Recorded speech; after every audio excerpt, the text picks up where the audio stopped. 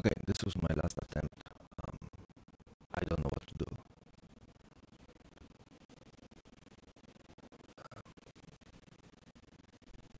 So I'm gonna have to um, just work with um, this, call it a technical issue, and hopefully I can approach it next time and make it better.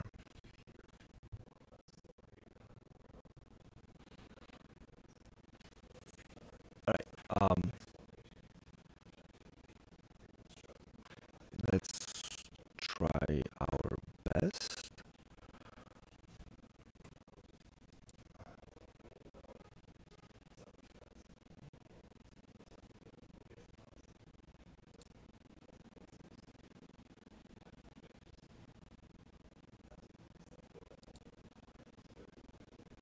Um,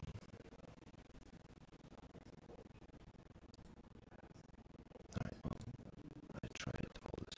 Okay, first things first, I got a request for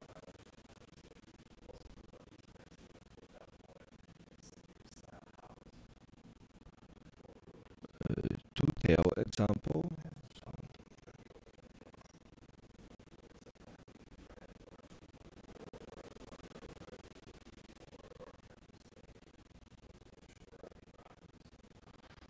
And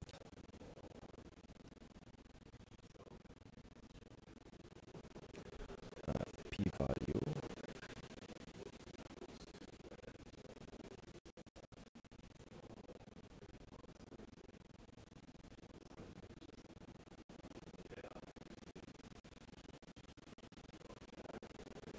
P-value and degrees of freedom as an n minus 1 question mark.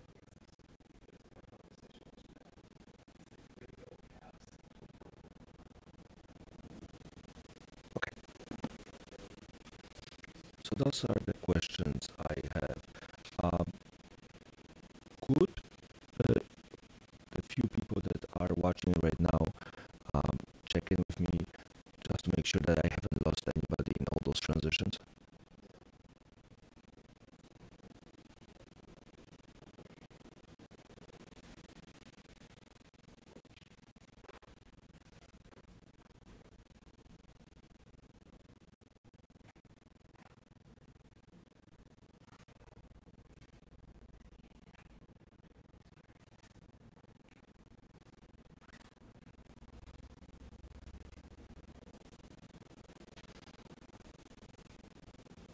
Okay, check one, and I'm assuming the other people are here as well. Alright, so the questions I got so far is hypothesis testing for two-tail. So that's the one question I got, and the other one is about p-value, and we're gonna do a quick chat about that. And then finally, the t-value and degrees of freedom when talking about hypothesis testing. So that's what I have so far. Mind you that there is a considerable delay between when I say things and when they get chopped up and arrive at your end. Why they're getting chopped up, I have no idea. I scoured as much bandwidth as I can. I adjusted my settings, I lowered the resolution, even got coffee, so we all should be working. It doesn't. So I'm gonna try to speak in slower manner so the chopping doesn't get too annoying. And again, I apologize. If anything else comes up, just shoot me an email or put your thing in chat, and I'll do my best to check on those as often as I can. So we are all at least semi-comfortable. And again, I'm really sorry.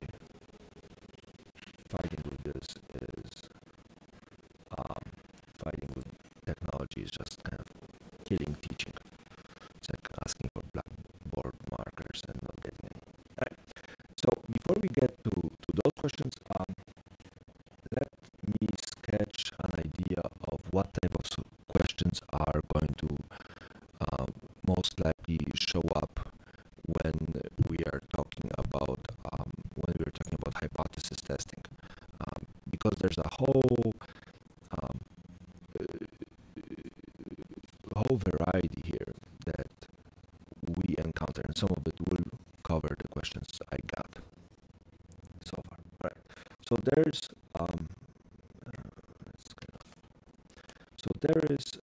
the following setups.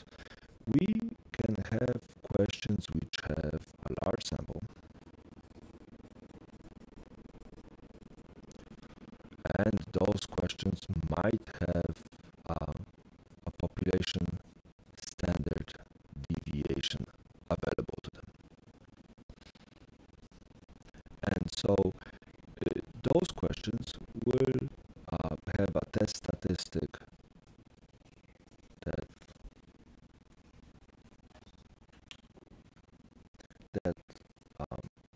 looks like that, and a critical value that is either z alpha or z alpha over 2. And those are the simplest and easiest, and we love them, and that's that. Then we have a set of questions which have a large sample, and they are asking about proportions.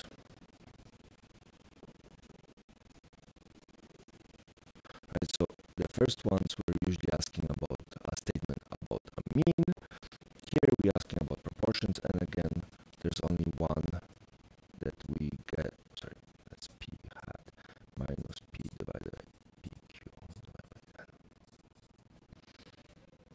And again, that's the regular z and z alpha over 2. And I'm gonna get into why we use both of those, so let's not worry about this just yet.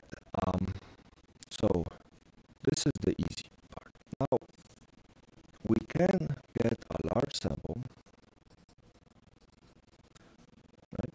But we won't have sigma. What we will have instead is S, or sample standard deviation. In those cases, because it's a large sample, we realize that S is okay to approximate sigma. Is it equal? No. Is it close? We hope so. We think so. In this case, we say that, hey, Z turns out to be x bar minus mu divided by S divided by square root of n. The difference between those two is here we have a sigma, here we have an S. Why we use 2 using Z? Because we have a large sample, and that says we can approximate sample standard deviation or population standard deviation using a sample standard deviation. Again, it's a large sample. For those of you who just joined, mind you, there's a 30 to 40 second delay for some reason between what I say and what actually gets posted, so sometimes you will see me stutter in between. Right, so this is the 3 sets that we have, and then comes the last one, and the last one says, hey, we have a small sample, and no sigma, because if we had sigma, this is possible. We have S. And in those cases, we use T, x bar minus mu divided by S square root of n, but our critical values are T alpha and T alpha over 2. And so those are the four sets. Now, the moment we use T, well, we need to use df, which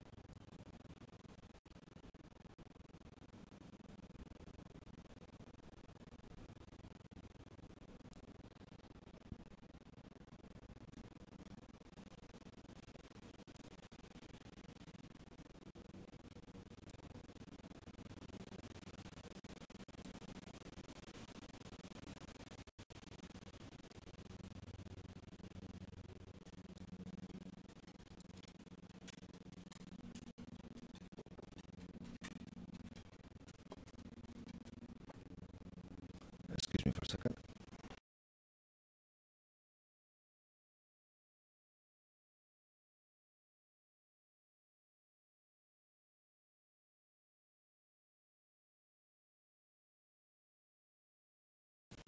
I'm sorry about that. When it pours, it rains. I shall be back in a jiffy.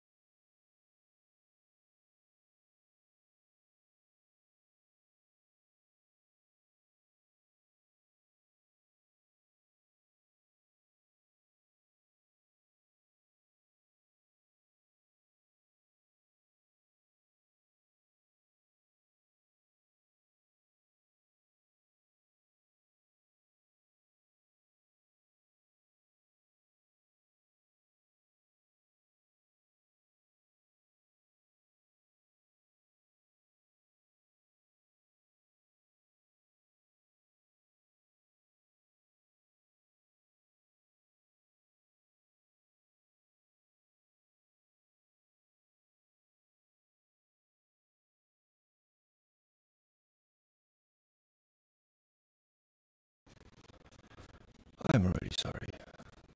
One day I'm supposed to be able to stream and produce some content for you guys. Everything seems to be falling in the wrong places. Well, I'm back. Hopefully, anybody is still here. Where were we? Ah, yes, the four types of problems. Now, there's four problems that we have, and I suppose we should try solving all four types one after the other so we can see the differences. So this is this.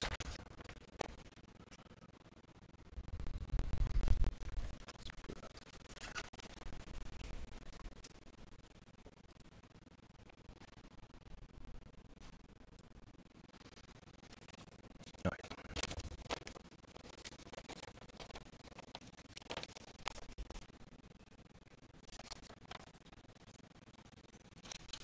So let's say in a sample of 62 people,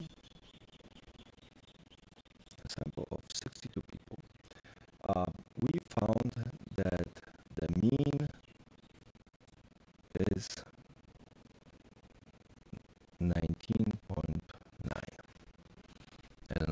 is could be age. So let's say 62 people, the sample mean is 19.9. We know that the population this sample was taken out of has a standard deviation of, what can we do it? Let's say we do it at about 3 as a standard deviation. And the claim said the following. The claim said that the population average is at least, so bigger equal, at least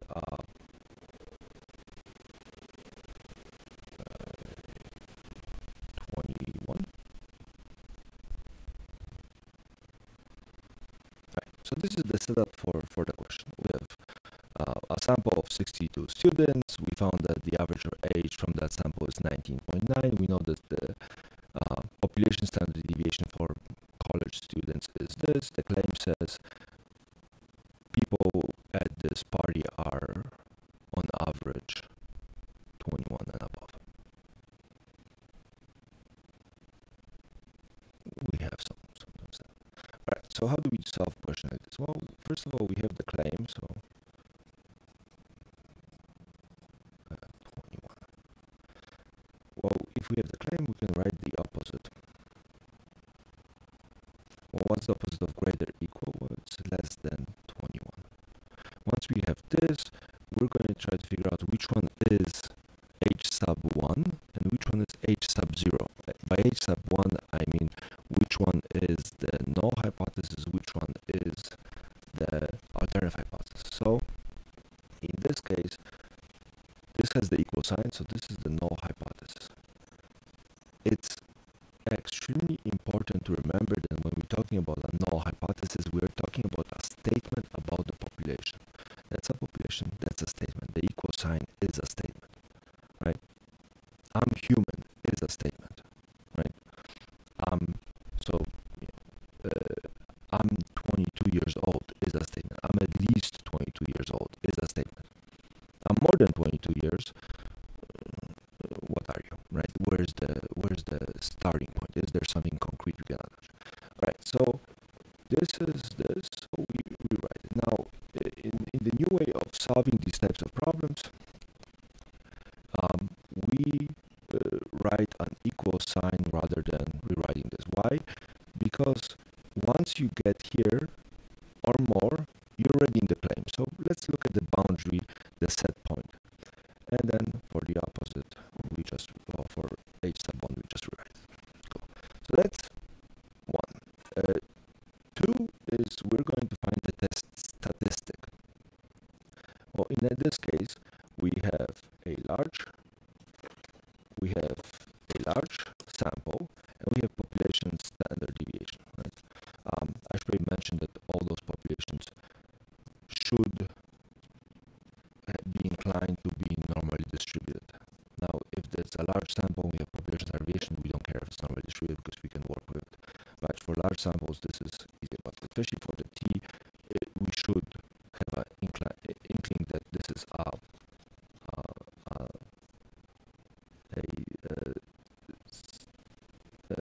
normally distributed population.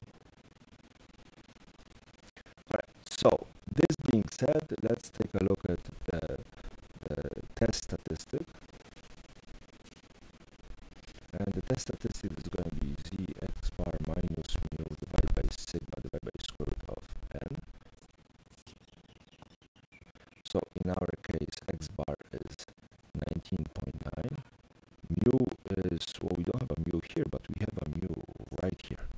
Right, we made an assumption. So that's that, minus 21.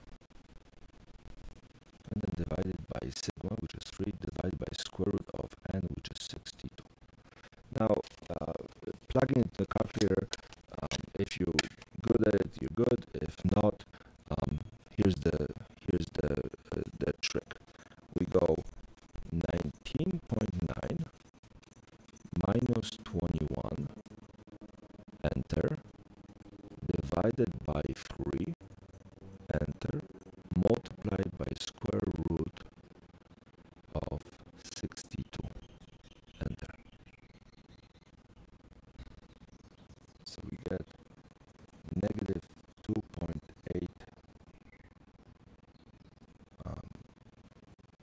2.87. For those z-scores, I like to keep one extra decimal place, just in case. Right. So we have our test statistics. Now, what are we going to compare it to? Well, in our case, we're going to draw the picture. And we're going to say, hey, where's the space we're going to work with? We know that this is the statement about population. We want to look at something on this side. Well, how much of this area do we need to look at?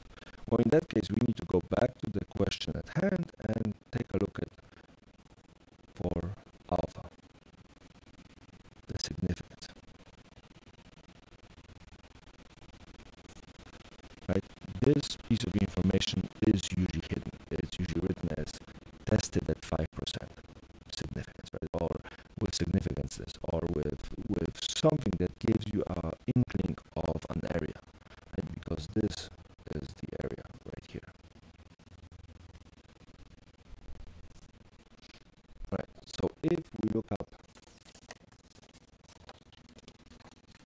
5% on our trusted Z table, we find it to be right about here, which is negative 1.645.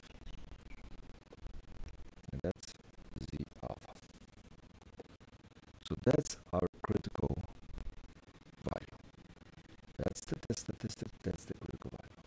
So question is, where does our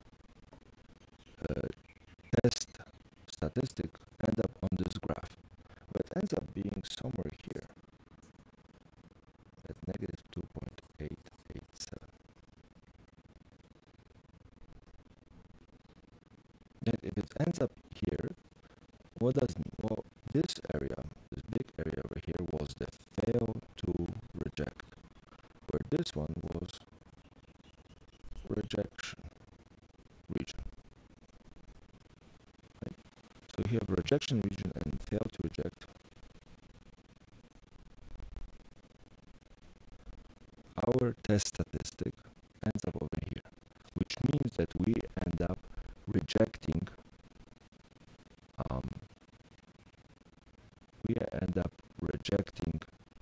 the null hypothesis.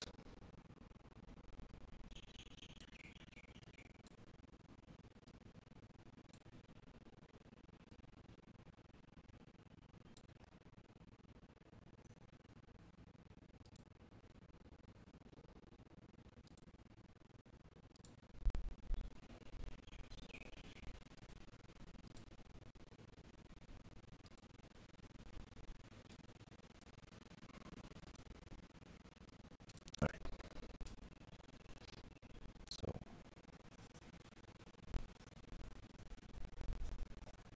now that we rejected null hypothesis, we go back to our initial setup and we're like, hey, reject null hypothesis, which means we reject this statement,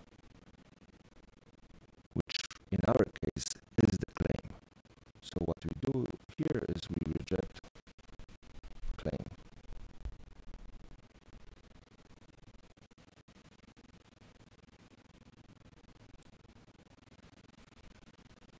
Right? And this is the whole follow through. You build an assumption about the population. You pull a sample that we're going to test, and we take a look at where the sample ends up being in this. And this is what it looks like. So that's the first one. Let's try another one. Right. What was the second one? The second one was proportion. So let's try a proportion.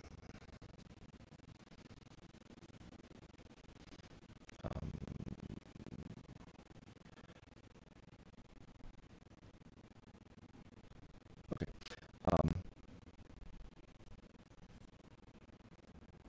After what? After collecting 5,000 exit polls.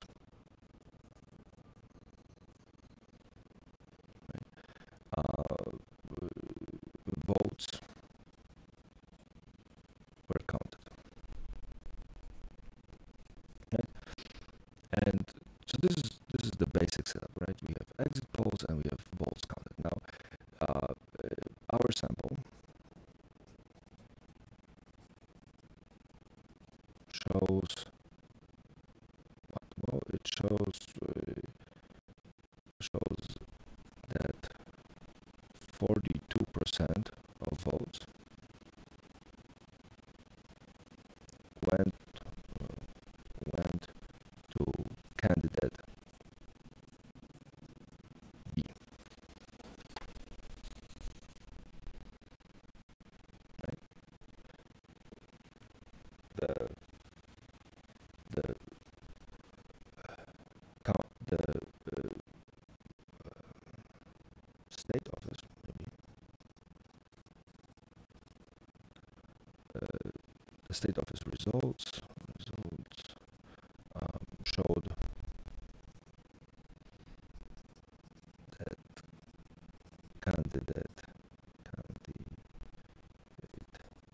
B got only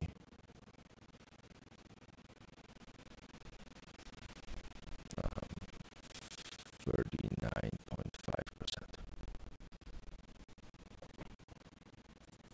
At 5% significance,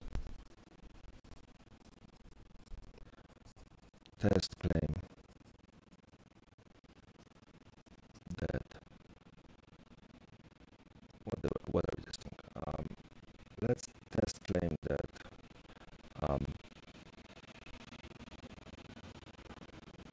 candidate B got at least 41% of votes.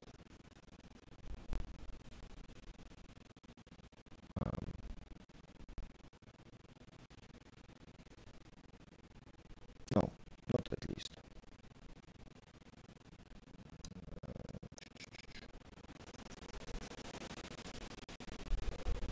This is claim that candidate B got 42%. No, got 39.5% of votes. Okay, let's do this. After collecting 5,000 exit polls, votes were counted. Our sample shows that 42% of voters' votes went to candidate B. The state office results show that candidate B got only 39.5% of the votes. So this is the official one. This is what we got from the exit polls. At 5% significance, that's the claim the candidate B got 39.5% of the votes, which means we got a sample. We just testing if the office lied to us. This is going to touch upon the two-tail test that has been requested. Is there any other requests coming up? Nope, that looks like the only one, so let's do this. Right. By the way, sorry for all the writing, kind of making up the problems as I go along. Alright, I'm feeling blue. So, what do we have? Well, we have an N of 5,000. We have our sample shows 42%, so we have our p-hat at 0.42. And then we have some statement about the state office. For now, there's a number I wouldn't worry about it for now. Let's finish reading it. Significance at 5%, so that's your alpha 0.05. And then we got test claim that candidate B got 39.5. Well, claim is that the population that voted for candidate B is 395.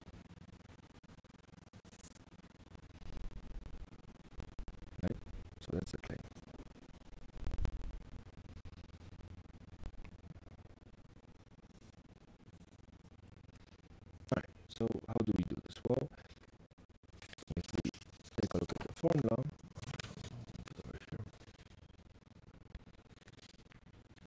large sample, we're talking about proportions. This is it. So claim P equals 0.395. The opposite of that is what? Well, P does not equal 0.395 because it can be either bigger or smaller, right? If I tell you I'm 6 feet tall, if I'm 6'1", I'm not 6 feet tall, and I'm 5'11", I'm not 6 feet tall. So this is where the discrepancy is. Now, we're gonna have some leeway because we are not 100%, we are not dealing with certainties because we took a sample. So we're gonna work with this. So let's see. This is our H sub 0, and this is our H sub 1, right? Again, H sub 0 is the null hypothesis. This is the statement about the population, right? So let's rewrite it. H sub 0 is P equals 0.395. H sub 1 is P does not equal 0.395. Not equal is a very valid form of an equation, so as much as we don't encounter it very often, it's worth remembering that it is valid, so there's nothing strange about being not equal. Mathematics doesn't have diversity, so not equality is just as good. Okay, so we have our initial step. Now let's look at the test statistic. Our test statistic will be Z P hat minus P divided by PQ divided by N. So what is that? Well, that's 0.42 minus 0.395 divided by 0.395 times 506, oh sorry, 0.0605 divided by 5,000, and this is the important part. This square root goes across the whole thing. So that's the setup. Alright, we're gonna plug it in and see how it goes. 42 minus 0.395 divided by square root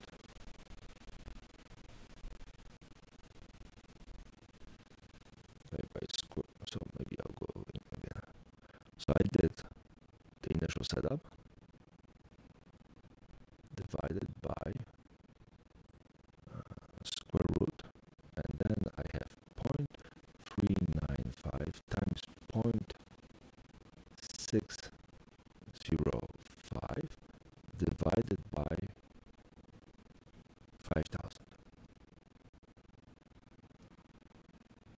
And there's my number. It's 3.616.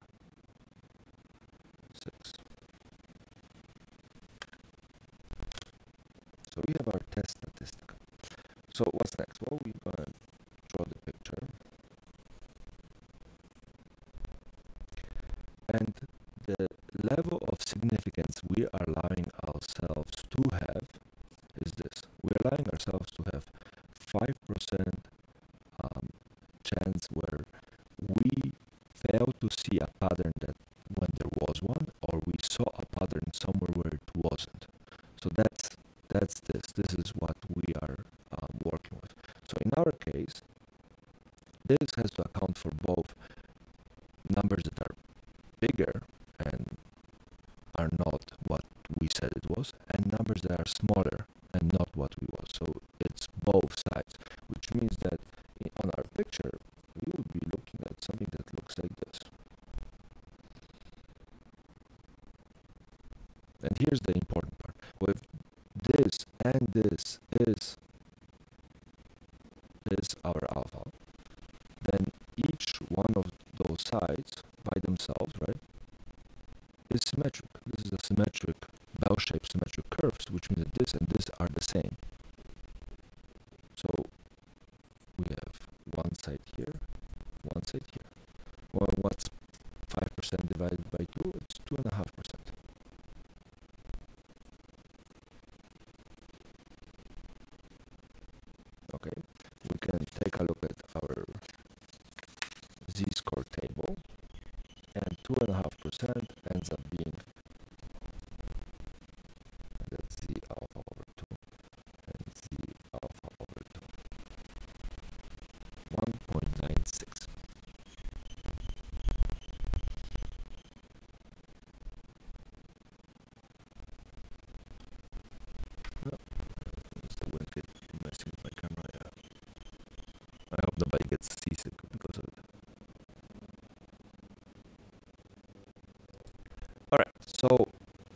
this is what we have. Now comes the part where we take a look at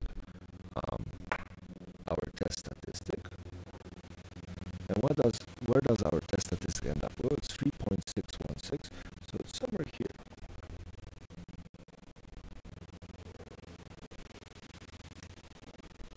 Right, and this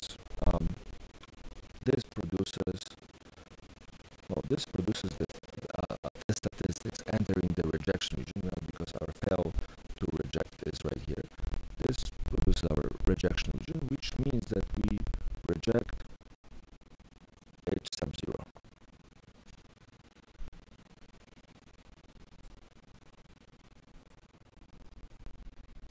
Okay, we reject H sub 0, we go up. We reject this, which so happened to be the claim, so we also reject the claim.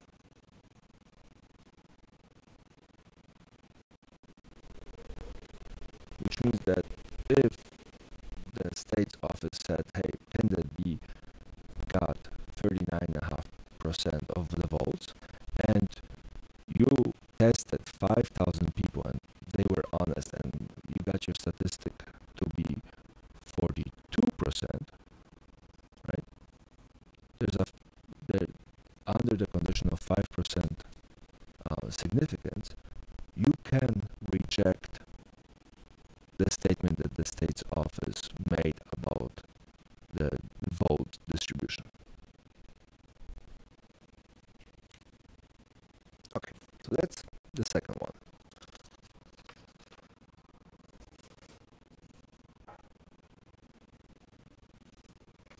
Let's look at the third one.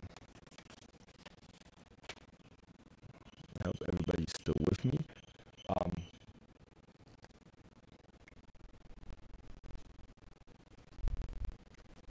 Let's look at a lemonade stand.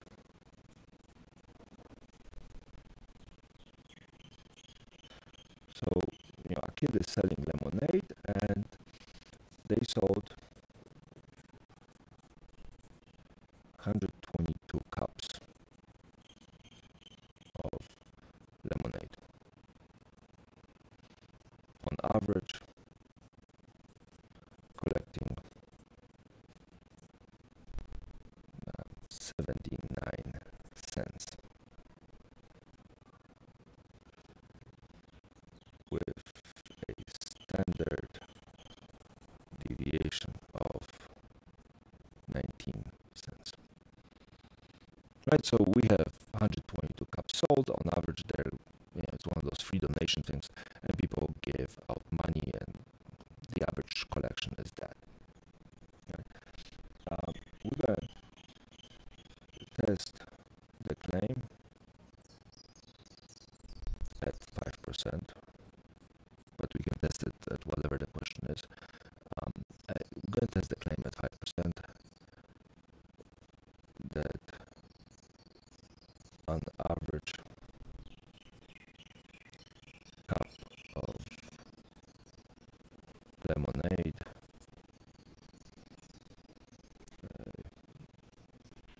costs more than $1. No, more than 80 cents. Let's make it complicated.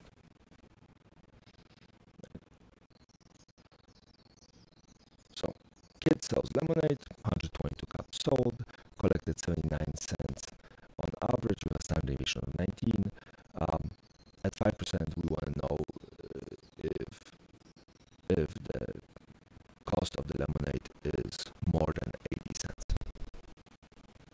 Right, so let's look at the claim is that the population average is greater than 80 cents. Now, if you prefer to do it in dollars and go 0.8, that's fine.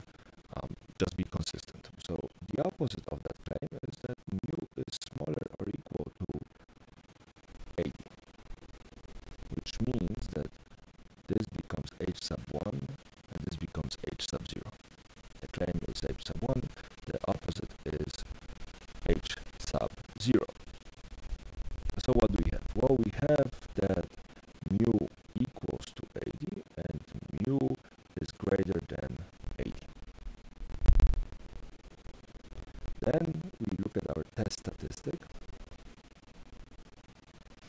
test statistic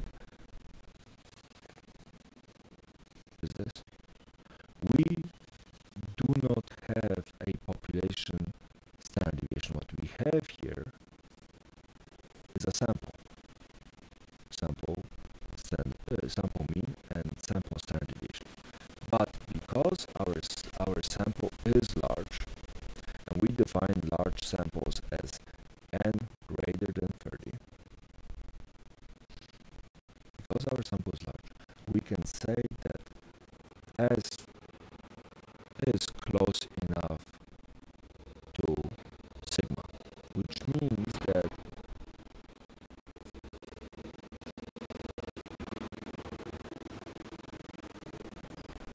then this is not a t score rather than a z score, or at least can be approximated by a z score.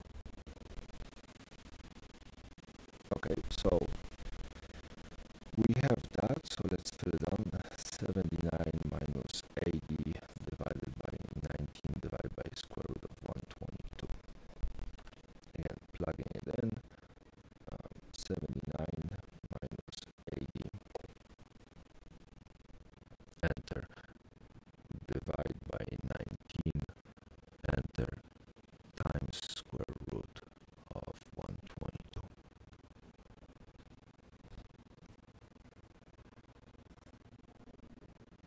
Zero point 581.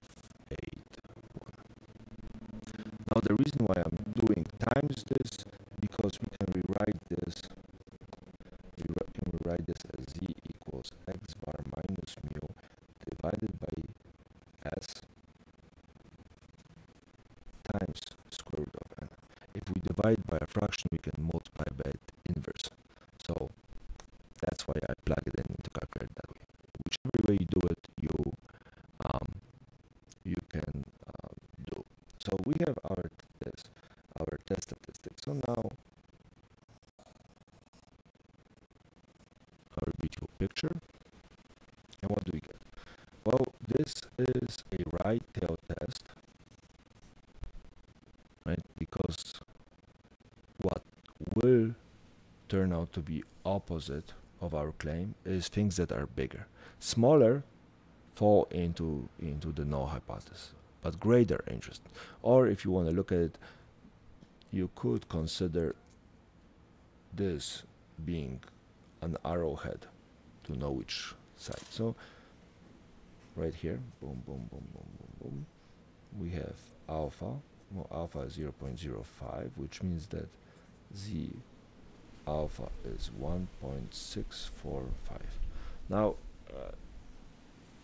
how can I go so quickly through it? I have been doing those problems, and 1.645 tends to show up a lot. So again, we can take a look at the table, and 95% or 5% will give us exactly that.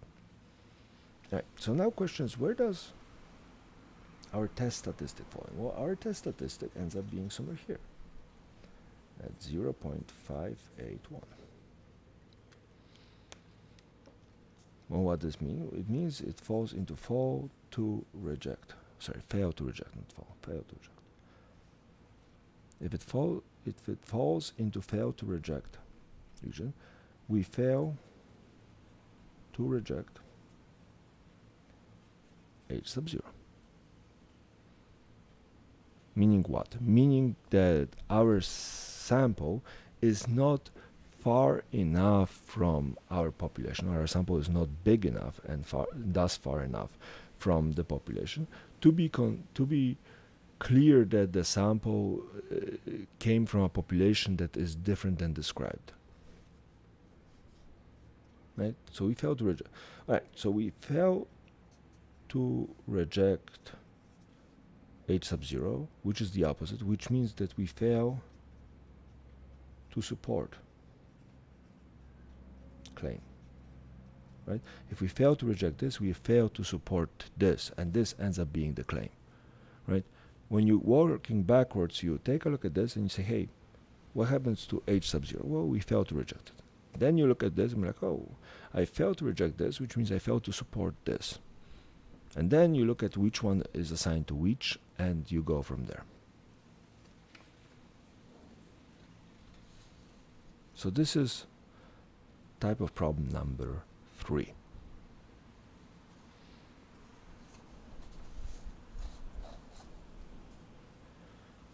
Okay, what do we have left? Oh, we have left the small sample type problem.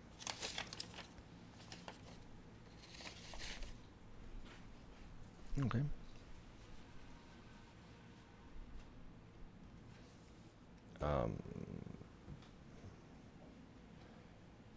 All right, so Mr. N claims exam 3 average was 52 points. Right?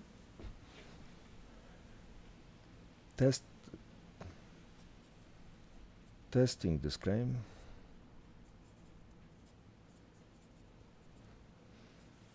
You collected 5 exams from students in his class and found the average score to be what? 42. Yeah, let's go 42. With a standard deviation of 11.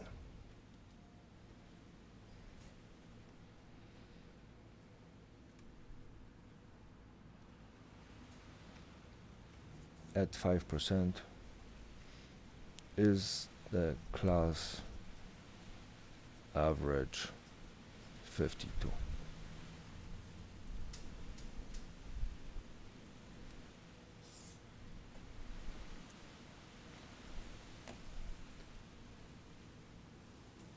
I apologize for the shaking. I'm not doing it on purpose. It's very windy in here.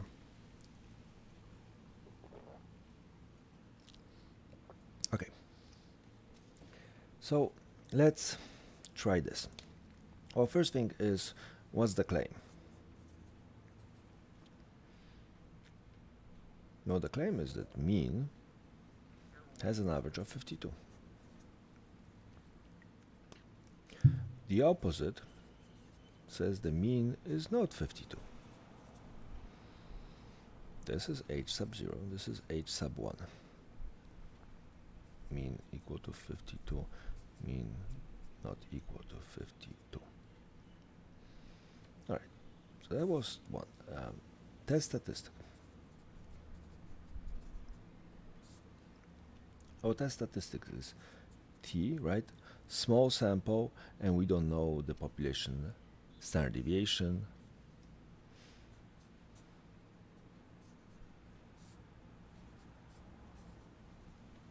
So in our case, that's 42 minus 52 divided by 11 divided by square root of 5.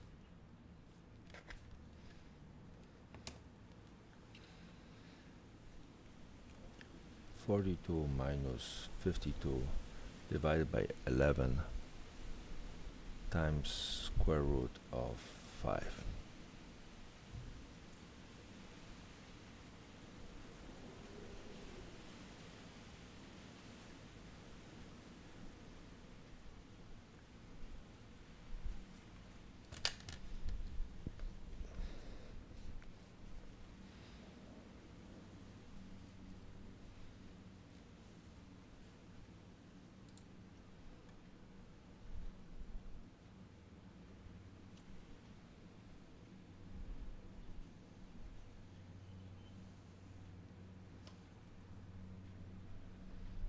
I'm getting a message here saying that I calculated the z-score wrong for the lemonade. We're going to get to this in a second. Let's go back to the lemonade thing. Yes, that's a negative, so this should be negative 0.581, which means that this wouldn't be here, this would be somewhere here, negative 0.581.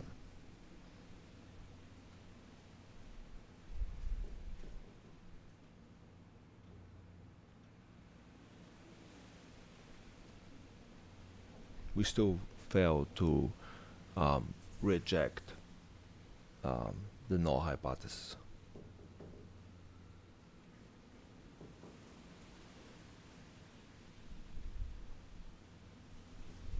Come on, stop shaking. Right? So we still fail to reject the null hypothesis.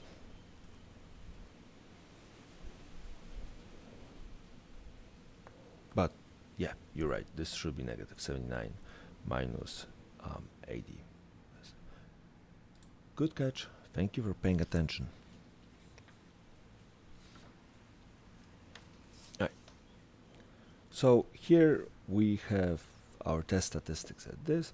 I'm going to use a second page because there will be a lot of things I'm going to write here. So let's make it big and pretty.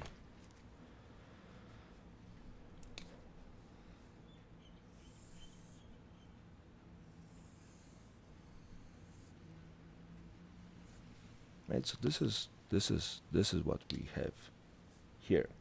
Now we are looking at a two-tailed test. So we're looking at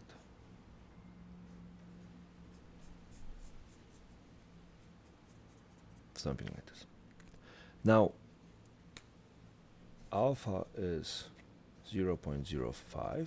So in this case, alpha over 2 would be 0.025, and alpha over 2 would be 0.025 on this side. If, and I'm going to write it in, let's see if orange works. If this was a z, hey, no problem for the clarification. No problem. I'm glad you're paying attention. I do make mistakes. Anyways, if this was z, if we were looking at z alpha over 2 and z alpha over 2, what we would be looking at is negative 1.96 and 1.96. And that's horrible. Let's see if I can find a color that works. No, that's Kingdom for a working color marker. You know what? Hell, let's go with red. We have plenty of that. Z alpha over 2 is negative 1.96 and Z alpha over 2 1.96. If this was the case, right? If we used z-scores here, our test statistic would fall out of the range, and we would reject H sub 0. However, because we are taking a small sample, we're using the t-score because there might be more variation in the data than not. An example of it, again, we're going back to this problem is still in our back of my head, is the following. Imagine you have a population. And there's another one. And imagine we could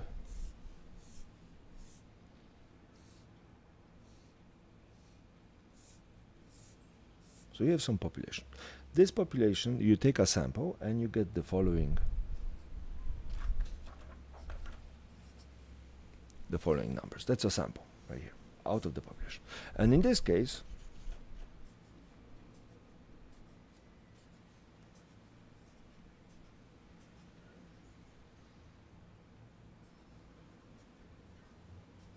you take a sample. You take a small sample and a large sample. Right? If we take a large sample, we can be very predictive about what the rest of the population looks like. Is there a chance one of those numbers is 100? Sure. Is there a chance that one of those is 10, 8, whatever? Yes, right? We could have a variation here. But because we have a large sample, we can, somewhat guess that most of those numbers here are probably not very large. Maybe one of them is an 8 or whatever, but there's a good chance some of those would be 1s as well, because we have so many 1s, right? And so the chances that we picked out all the smallest numbers here and all of those are largest is very, very small, and we don't like very, very small probabilities, which means that we can make an assumption that this is something, right? And this is the Z kind of approach.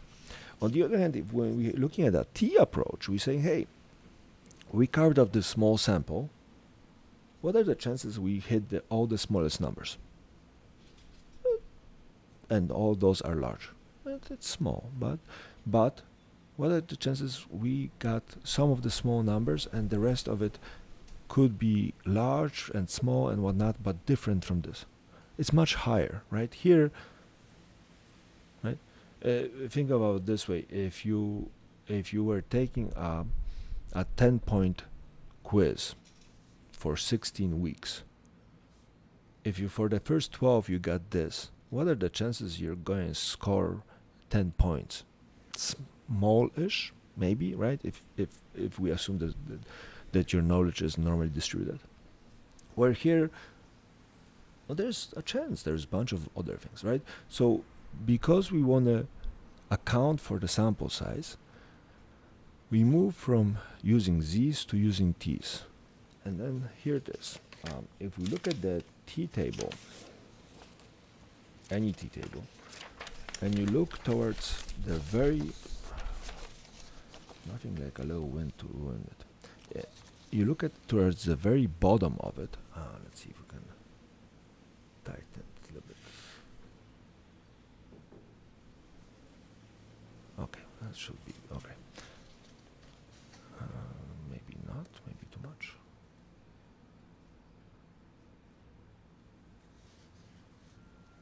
Alright, that should be good.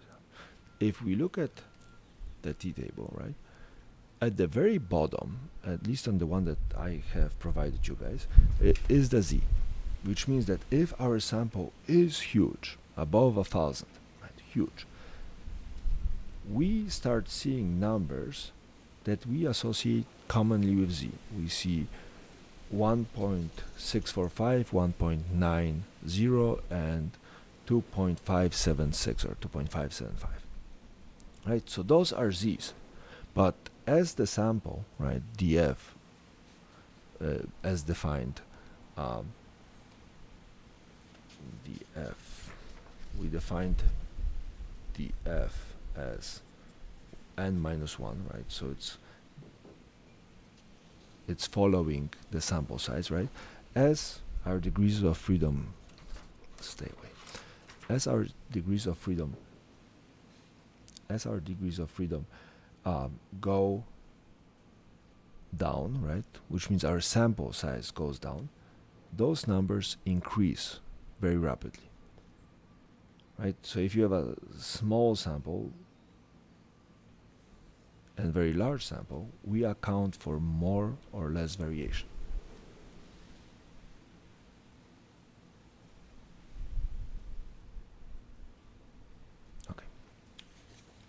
So, how do we get this? Well, if we have degrees of freedom being n-1 and our sample size was so much paperwork, so little desk. No, that's not good. What? Oh, come on, goddammit.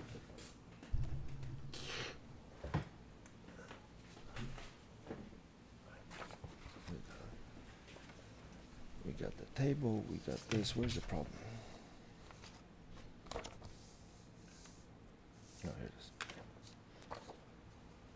So in our case, the degrees of freedom, we had a sample size n equal to 5. So our degrees of freedom would be 5 minus 1.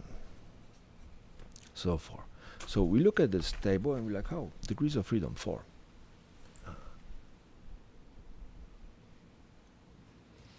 Right? So degrees of freedom 4. And then what do we do with the rest of it? Well, we have an alpha over 2, and we have actually 2 of those on both sides. Right? We have one on the one side, one on the other side. So this is a two-tail test. Two-tail. It's a two-tail test at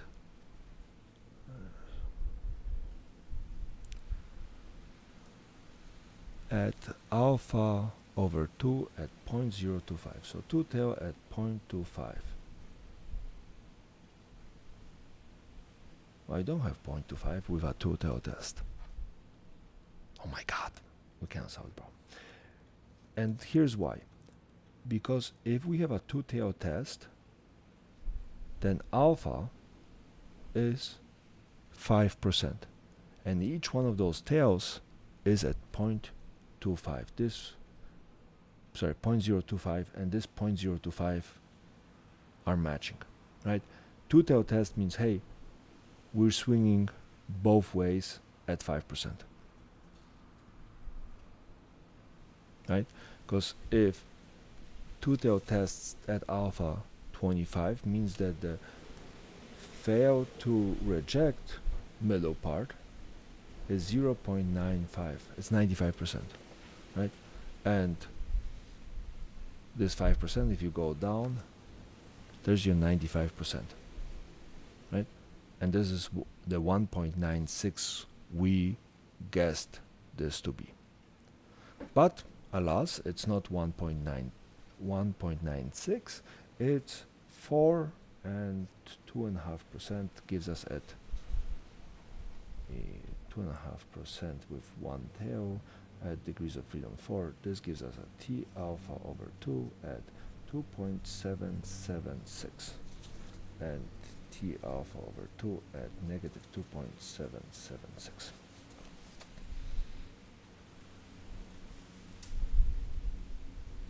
No, too much. Okay.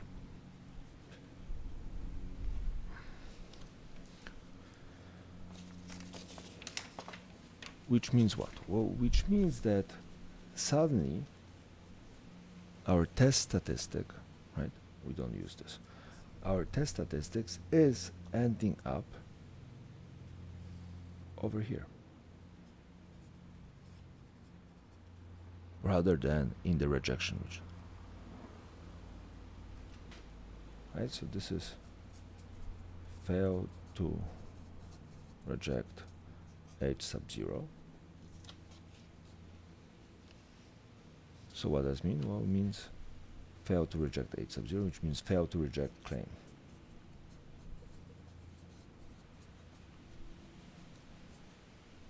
Sorry, claim.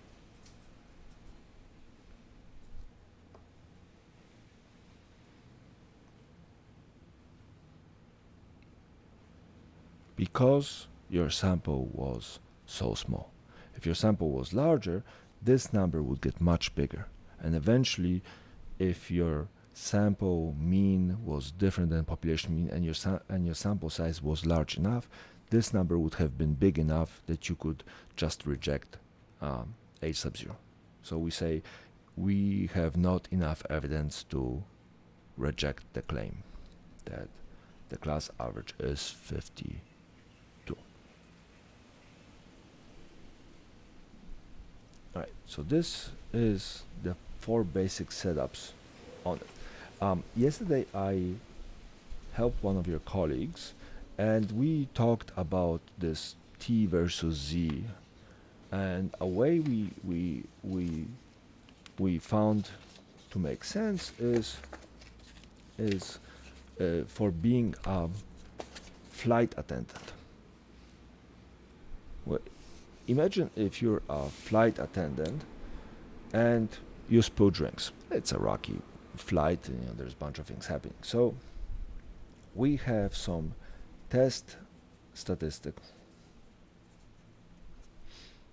T that you collected. And let's say for all sake purposes, this is the number of drinks you spill per flight.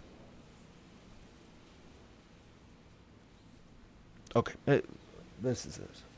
In our previous case, the T was negative 2.033. And how can we think about it? We can think about it this. If you're a perfect flight attendant, right, you would be judged on having flown a huge number of flights, which means that the standard to judge would be the z-score.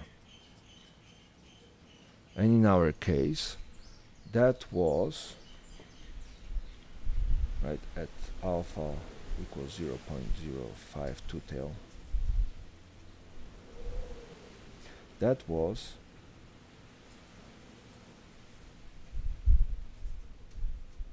right. If you are between those two, right, you are acceptable. Outside of here, which was the rejection region,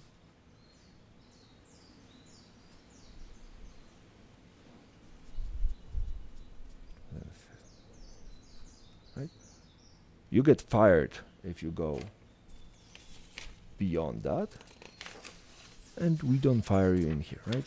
Same setup as here. But this is assuming you're perfect. You're not perfect. You flew, right, only 5 times. If we assume one was a training, right, then the actual number of flights you took is n minus 1, which in this case is 5 minus 1, which is 4, which is the same 4 we're talking about. Which means that the standard to get you fired outright cannot be this z-score or 1,000 flights or 100 flights. It needs to be, hey, you actually did four regular flights, which means that the standard for kicking you out is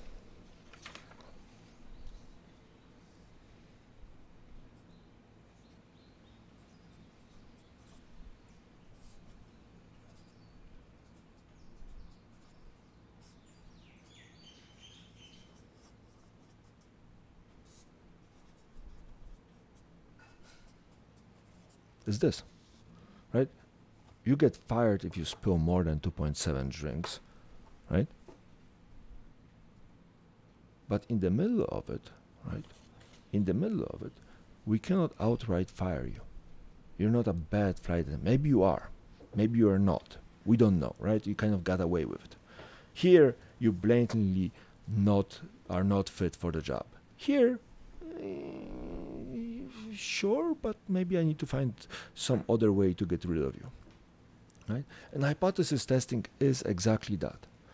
We have a statement about the population, and this statement about the population says that a proportion or a mean or something is the way it is. Since we don't know what the population is because we have just access to, right? We just have access to a sample. We're going to say, hey, well, yes, fine. This population has the parameters you described. And we make that assumption. This is the assumption, right? That is followed by us actually taking a sample. Now, we don't take a census because that's too large, so we take a sample. We take a sample, either a small or large sample, and what? And based on that sample, we say, hey, is this population different, right? Because we have this containment, we say, has a certain set of parameters, and then we take a little bit of it and we go like, well, yeah, that could be true, could be not, right? I bake you a whole cake and I tell you, it's sweet, you take a first little bite and it's salty. Is the whole cake salty, or did I just one little piece of salt didn't get mixed up very well in the dough, right? If it's really, really, really terribly salty, it's probably a good chance that the rest of the cake is salty. But if it's a little bit salty, maybe there's just, a mishap, right? You order a steak and you order it well done, and there's a one little piece that is still somewhat raw. Does it mean the whole steak is raw, or just means that one little section of the steak wasn't cooked through? Now, if that one little section is actually bleeding on your plate, then there's a good chance the whole steak is undercooked. But if it's just little pink versus all crushed and brown, can you tell if the rest of the steak is cooked through or not? Just kind of how far is it too far? And the bigger piece of the steak or the cake you take, the more confident you can be that the rest of the population is going to behave like your sample, and thus you use z-scores versus t-scores. If you only take a little bit, well, there's a good chance that it's not right. You go to Minnesota, you meet 10 Minnesotans, and you're like, well, they're all super nice, so Minnesota is a really friendly place. That could or could not be true, right? Because your sample is so small. On the other hand, you meet 1,000 Minnesotans, right? And they're all pretty cool. Saying that all Minnesotans are cool just makes a lot more sense. Again, it's just the size. Well, I said that Minnesota probably doesn't have more than 1,000 people, but I'm not judging. Okay, so this is hypothesis testing. What else? We had something on our list of things to do. So DF we did, two-tail we did, p-value. For people that are in my in-class lectures, we'll be covering p-values next week, so you get a chance to see this again. For my online students, p-value is not a heavy requirement. I just would like you to see it so you understand that there's more ways to approach hypothesis testing, and especially because p-values are very commonly used for testing statements in most of the sciences, and they have their utility. So let's look at a very simple problem. The very simple problem will have the following setup. It will have a null hypothesis that defines mu as 15. It will have an alternative hypothesis defining mu as bigger than 15. It will have a significance of 5% because it works for us. We've been using it. Again, I wouldn't expect on the exam for all the problems to have significance at 5% because that's just silly. But for now we're using 5% because we can use anything, so why not 5%? We're going to take a sample, and we're going to take a sample and say that our sample end up being 20, and we have a sample size of say 50, and we have a standard deviation, and because of the size, it doesn't matter, let's go with S at 10. So we have this kind of setup to test the claim. It's very basic. The reason why I'm doing it with such a weird set of numbers is because I want to show mechanism rather than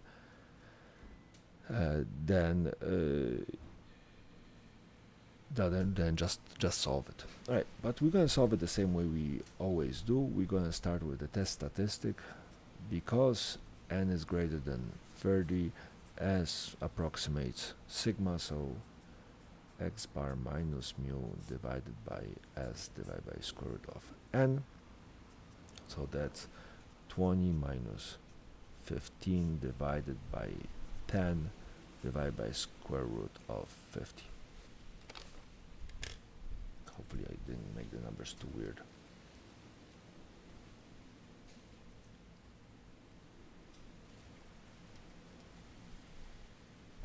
I made the numbers too weird. Let's see if we can fix it.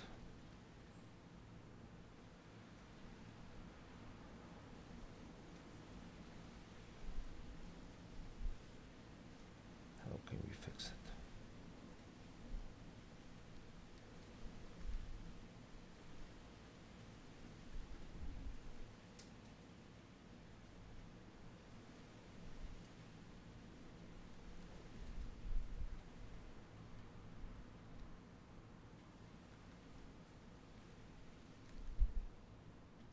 Okay, let's say we have a standard deviation of 14. Would that work?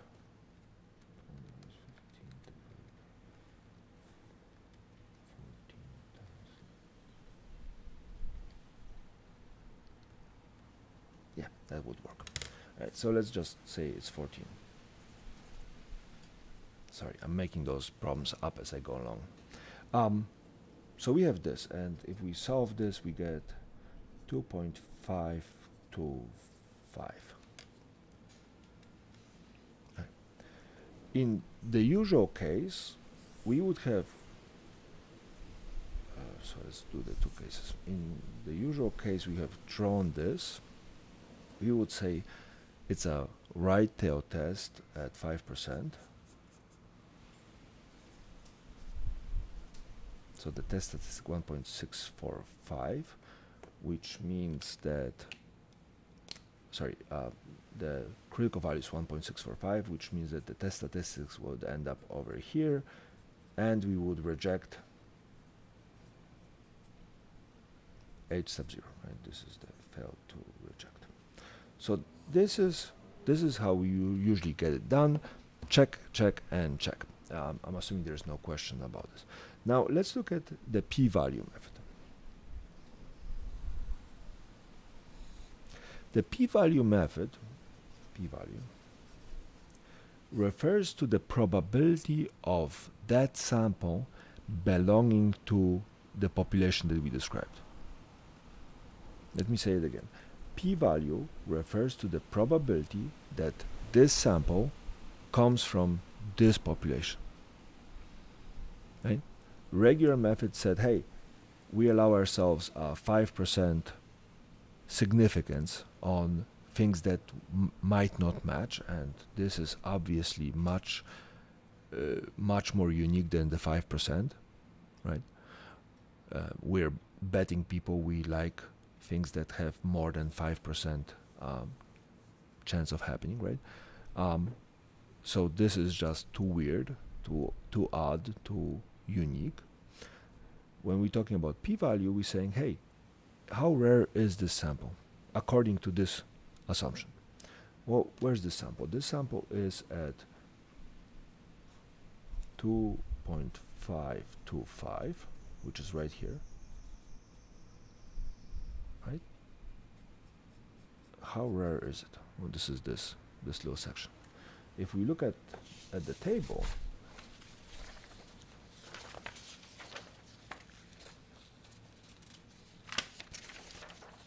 for 2525, so that will be 253, right? 253 rounded. So 253 is 99.43. So this area right here is 0.9943, which means that this area right here is 1 minus 0.9943, which means that this area right here is 0.0057.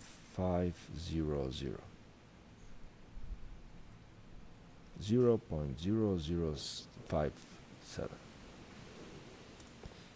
Let me write it first in the blue marker.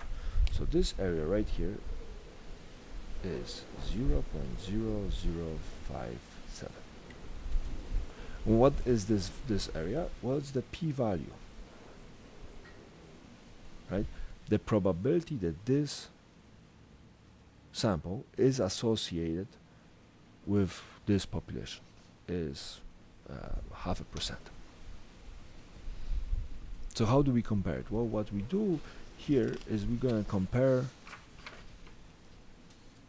the p-value to alpha. Well, what is our p-value? Well, our p-value was 0.057, and what's our alpha? Well, it's obvious to see that p-value is bigger, smaller, or equal. But this is obviously smaller than this, right? So what we are looking at is we're looking at a big sign this way. And if our p-value is smaller than our alpha, we reject h sub 0.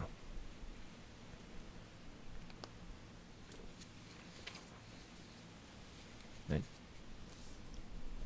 If the sample is rarer than we are allowing it to be,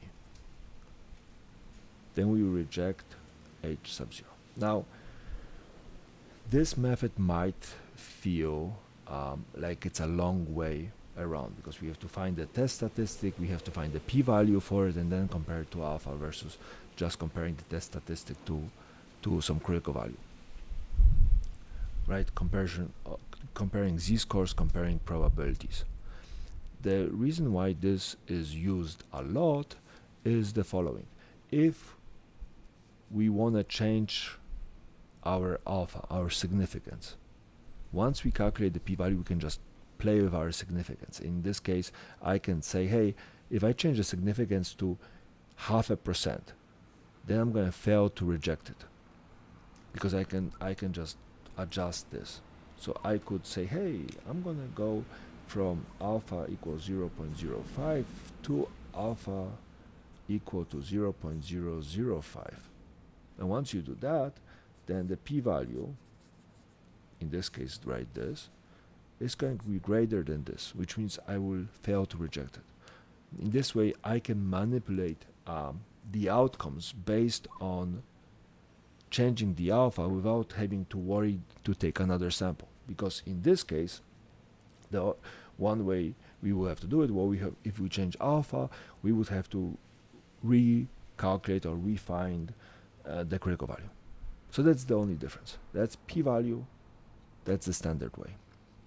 And again, I'm happy with either or on exams, although for most I would prefer if they did it the standard way.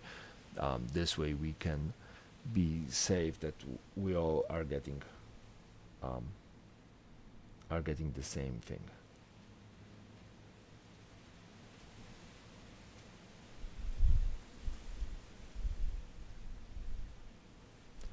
All right, questions?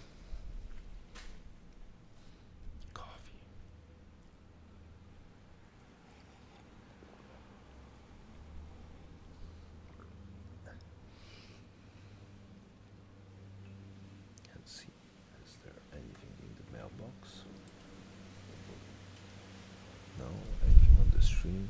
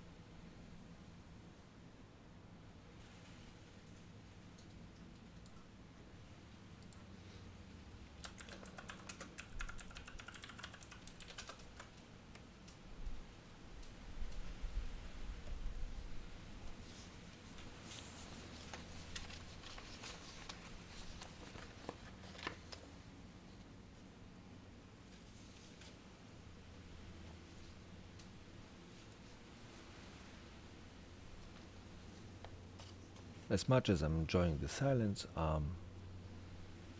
is there anything you guys need help with?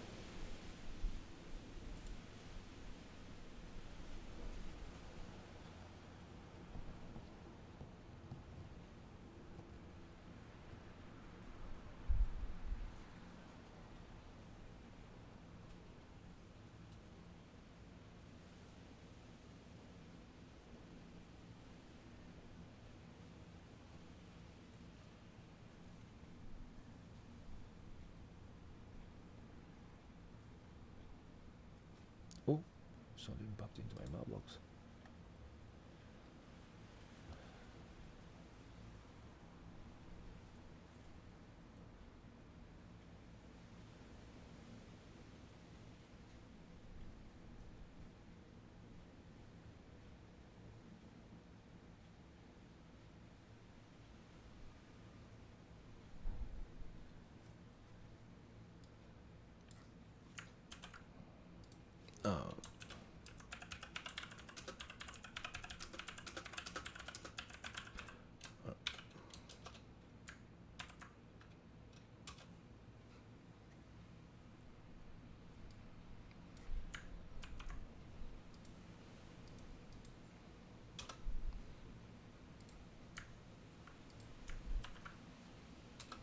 Alright, so this is the question I got posed in email.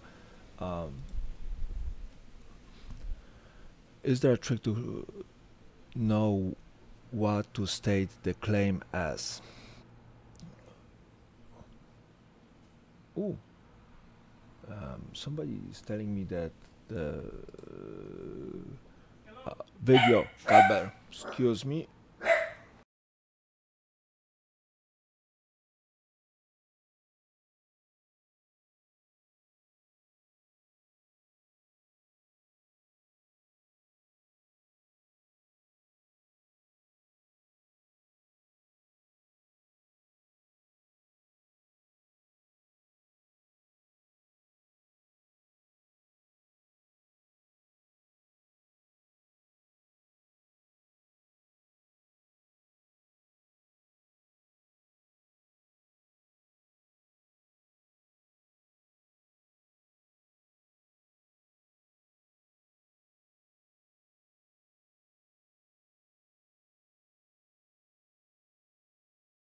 Sorry about that.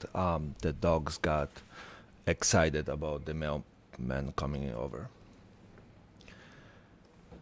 All right. So where were we? Ah, yes. Is there a trick to know what to state the claim as, and what happens if we choose to state the claim the opposite way, and you might have wanted, like, if talks about national average versus state average, and we state the claim as the state average, not the national average. Well, for all sakes and purposes, that's going to be a complete disaster, but we can work around it. If you state, so let's say that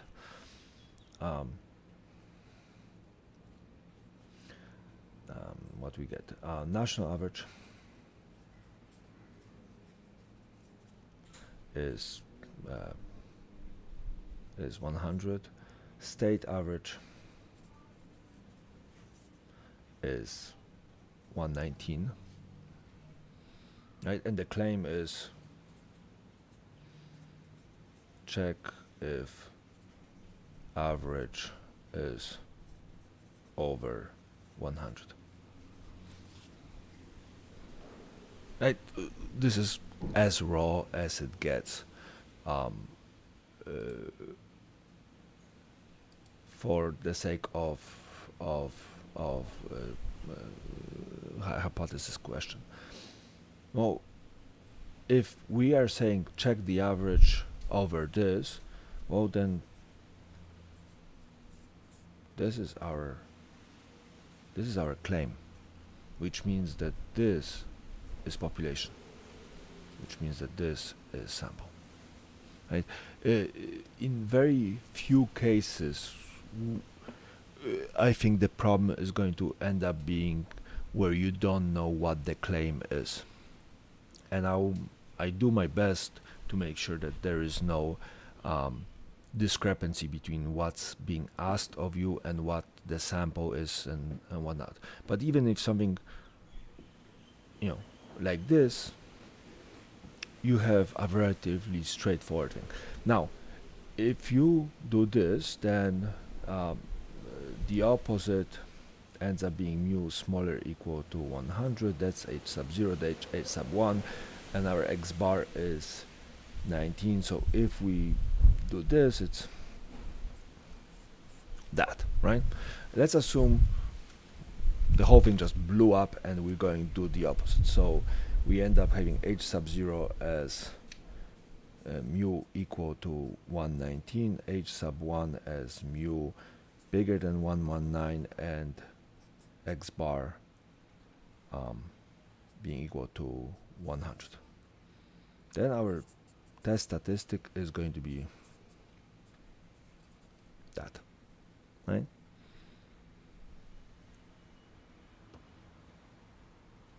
You're going to definitely fail to reject the null hypothesis, but you lose points only for messing this up. I don't take points of the consequential steps if they were correct. So you're going to lose some here rather than for the whole exam.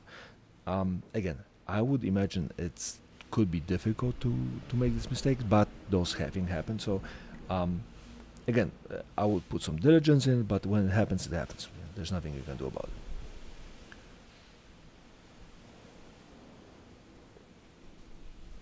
But usually, I think in most of the problems I posted, most of the questions you're gonna encounter, it's relatively straightforward. What is the claim? What isn't the claim?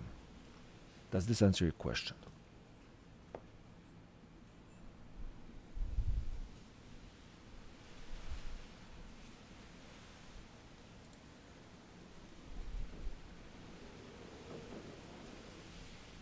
I think for next time I'm streaming, I'm gonna have to figure out a chat program that works for everybody, where you don't have to sign in with your account.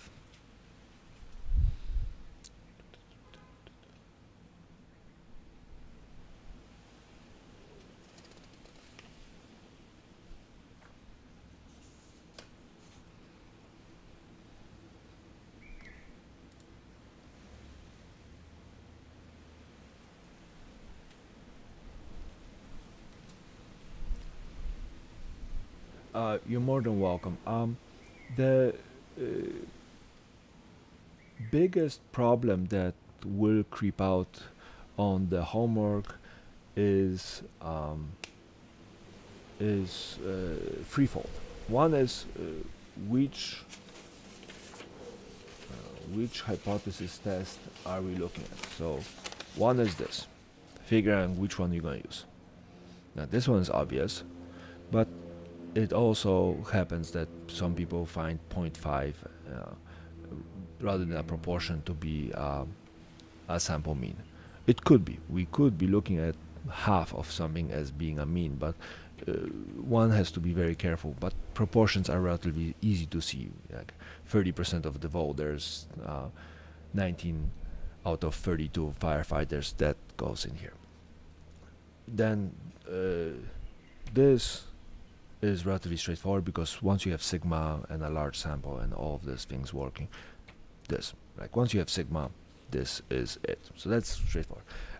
This gets a little troublesome because the large sample part, right, which is n bigger than 30, is tricky, right? This I have an S, I want a T, but I'm using a Z thing, gets things. And then this for small samples, not this calculation, but the fact that you have to look at the T table for the critical values. This is one set of problems. Problem number two is the English part. Less than, more than, at least, at most, greater, less than, or smaller, not equal, different, right? All of those have a meaning. Less than, right? Our mu is, say, mu. Our mu is less than, our mu is more than, our mu is at least, our mu is at most, sorry, this way, right? Our mu is greater than, our mu is smaller, our mu is not equal, and our mu is different. Right? That's the basic kind of setup, and this is a problem, having understanding of what it's asking. So that's type of problem number 2. Type of problem number 3 is not qualifying your claim directly to H0. That's a very common thing. People say, hey, claim this is H sub 0. H sub 0 is the claim. That's not always the true, right? Claim could be H sub 0, but claim could be also H sub 1, and doesn't have to be one or the other, right? And that affects how we approach the final problem. So let's take a look at this. If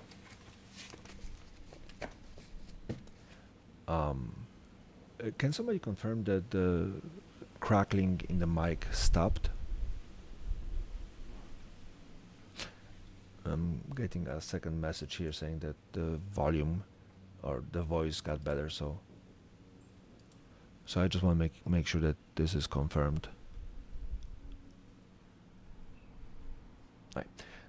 While we do that, let's look at this. If we have a claim, we know that this claim can be either H sub 0 or H sub 1, right? This has an equal sign, this doesn't, right? This will have some equality, this will have, and we can have either one. Okay, so that's part 1. Now, after you figure that one out, we realize that there's the test statistic will provide for 2 choices. Either we reject H sub 0, or we fail to reject H sub 0.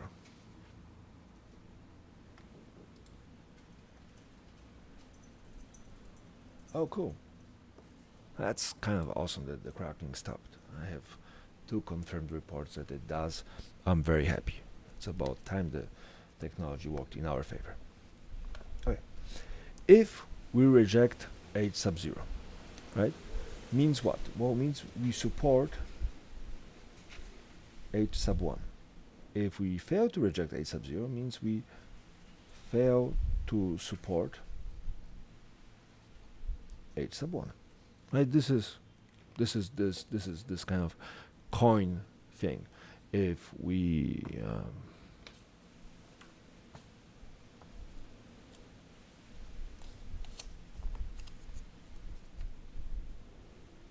if we look at, right,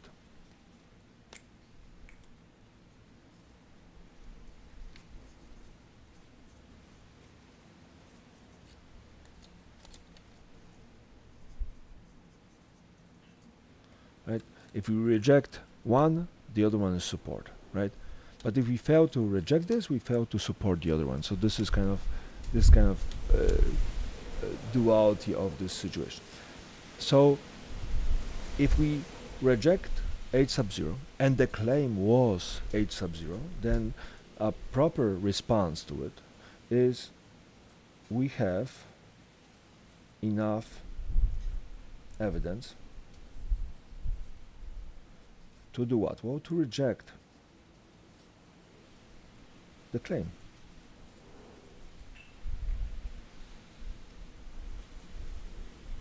What do we mean by enough evidence? Our sample is big enough, right? And the sample, just because the sample mean or the sample proportion doesn't match the population mean or the population proportion, doesn't mean that's good enough. But if we have enough sample points and the averages or the proportions for those are still different than the claim, the population statement, then we do.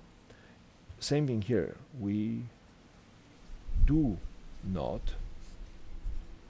have enough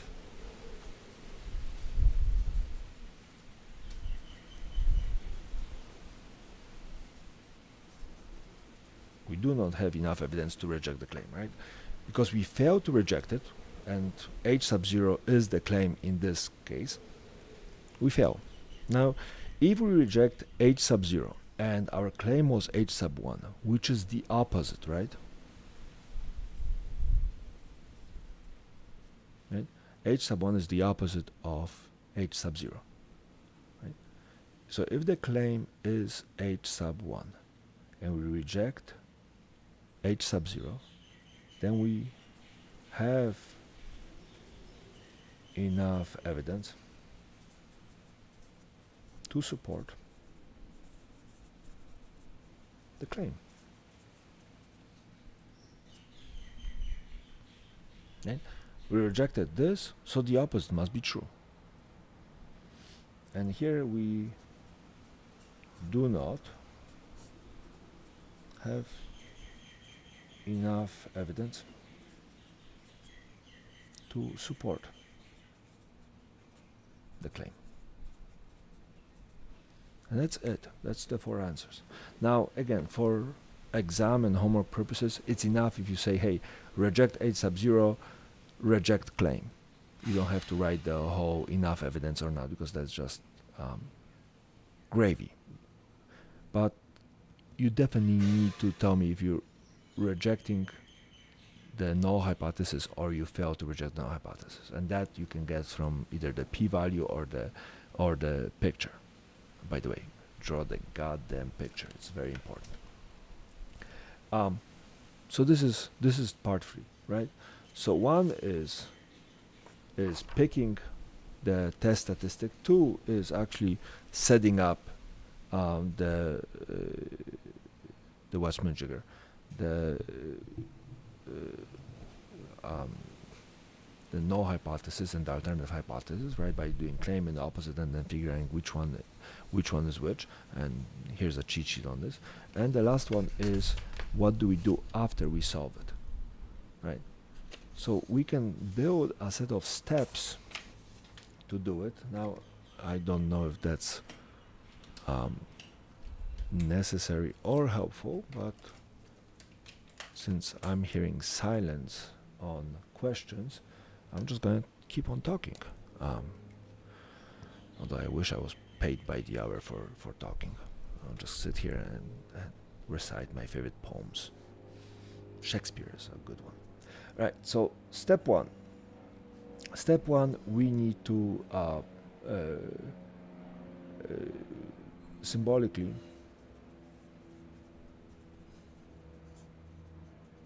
state the claim and the opposite of the claim, right? This is 1. And again, there's the English barrier of trying to figure out what is it actually asking about. Step 2 is assign the null hypothesis and the alternative hypothesis. Again, mind you, the null hypothesis has equality between population parameter and a value. There has to be some equal sign. This is it.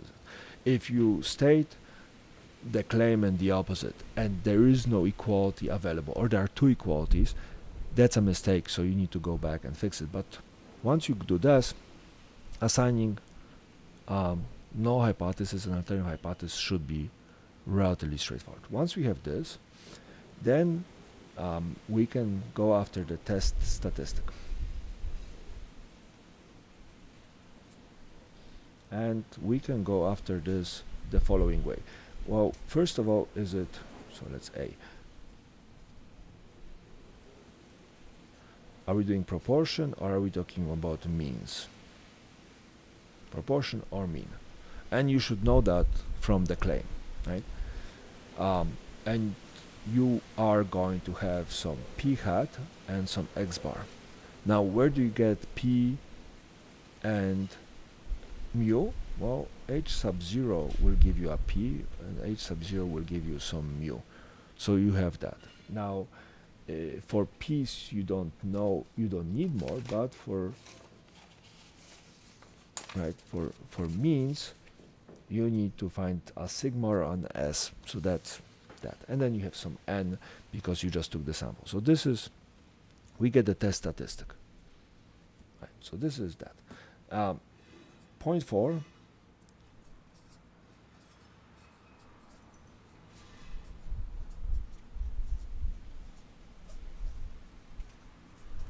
I know most of you are so good at stats you don't really need to do this, but pretty please, with sugar on top, just for me, draw the picture. And again, what we're talking about when I'm talking about picture, we're talking about the standard normal picture. You draw this picture. Then we have 5, we need to find alpha, right? Possibly alpha over 2, right? Mark the region.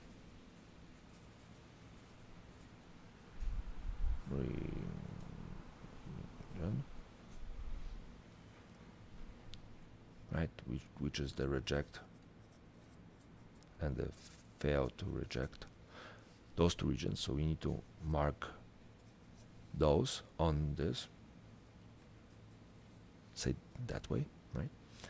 Then we need to find the critical value, and that's z alpha over 2, z alpha, t alpha, or t alpha over 2. There's a couple of choices of this, right? Then we're going to place the test statistic on picture, right? And then we're going to reject or fail to reject h sub 0 and thus the claim, right? And how do we know if we're rejecting the claim? Well, we go back to this. Reject the h sub 0 and the claim was h sub 0, reject the claim. We failed to reject h sub 0 and the claim was h sub 1, right? And how do we know it? Well, we go back to point number 2.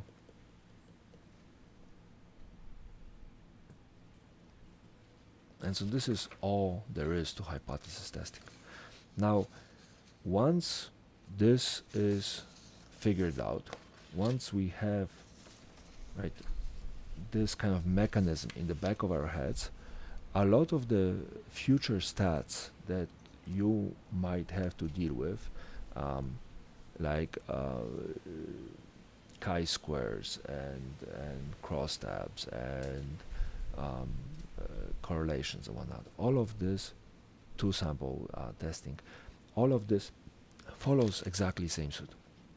The only difference, the test statistic looks slightly different, or the critical values are taken from a slightly different table, but the concept is the same, right? The concept is, again, I'm still waiting for more questions, if you want. So the concept is the same. We assume the population is something, right? And there's some h sub 0, right? We take a sample,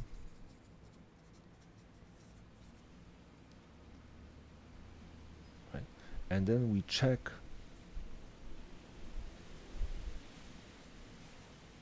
if sample is vary, and I'm going to put in quotation marks because that depends on both your alpha and your setup. But if it's very different from what we said about the population, again, we don't know what the population is, so we just assume that this is what it is, and then we just go, hey, how about the sample? And if the sample is different, so if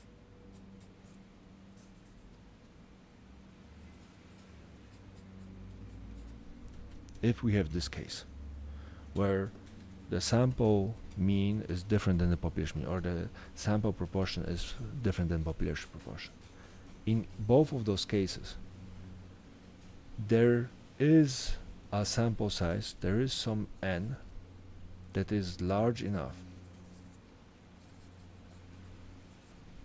to reject h sub 0, to reject this statement, right? This comes from h sub 0. That's why we say there's enough evidence or there's not enough evidence. Now, if x bar equals mu, regardless of how big of a sample we take, it's always equals mu, well then you know for a fact that this is the same population, because the biggest sample you can take, right,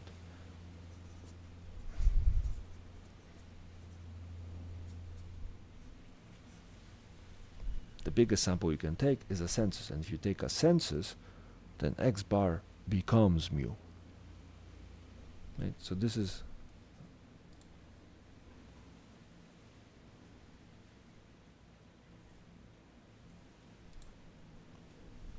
all right. We're losing somebody. All right, you're welcome, and hope to see you next time.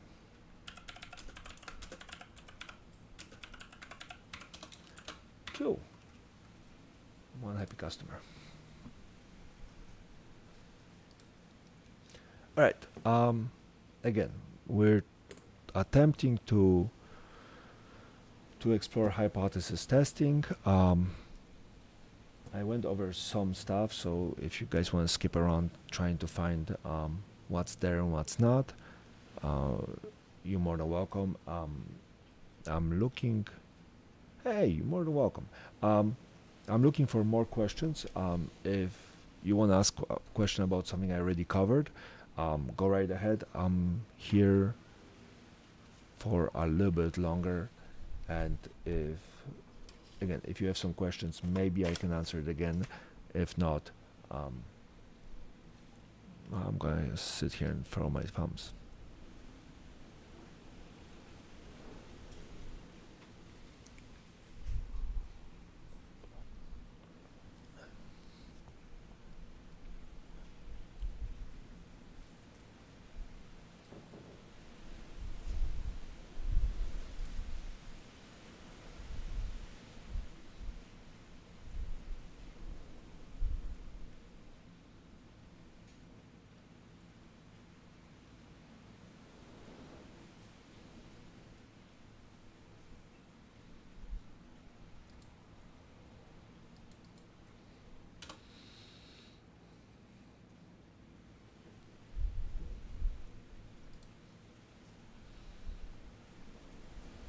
If you don't know how to ask questions, you can either try the YouTube chat, maybe that will work. If not, just shoot me an email, and we can take it from there as well.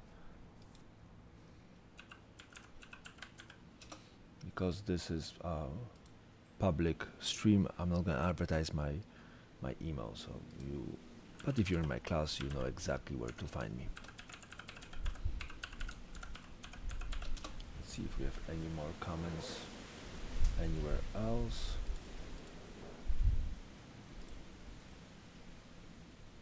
No comments here, and no comments here.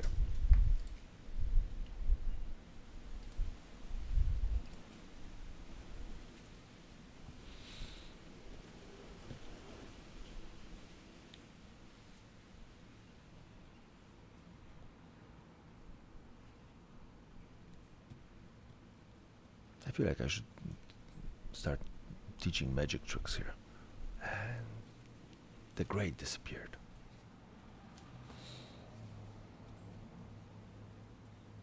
Or maybe we should play poker, right?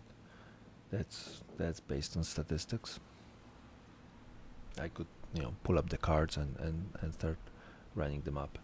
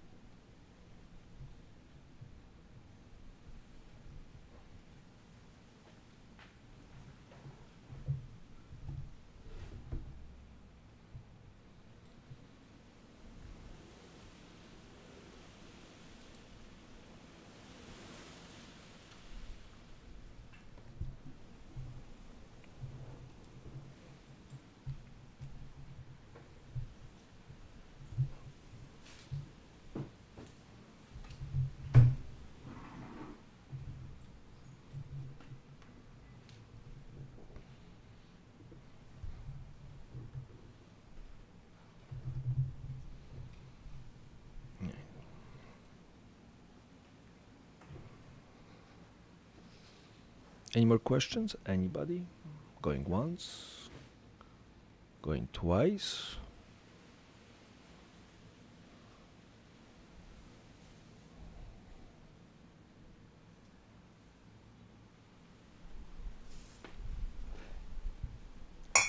Oops, sorry.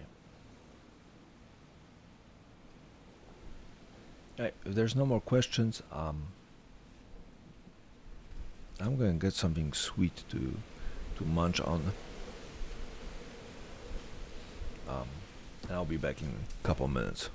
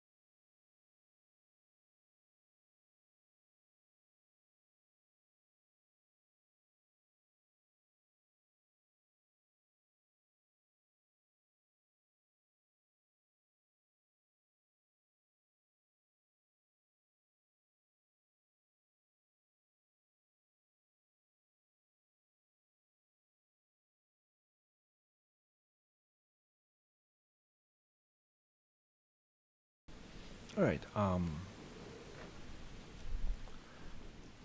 I'm back. I don't see any questions posted. So while we wait for questions posted, I'm going to start working on building more problems for future in hypothesis testing.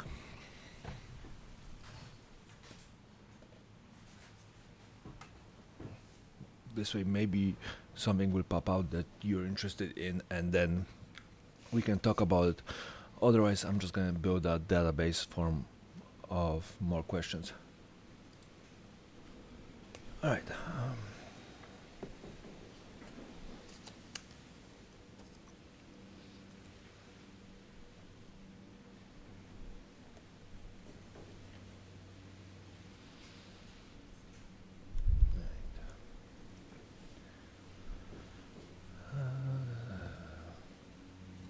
What do we want to get? This. Dun, dun, dun.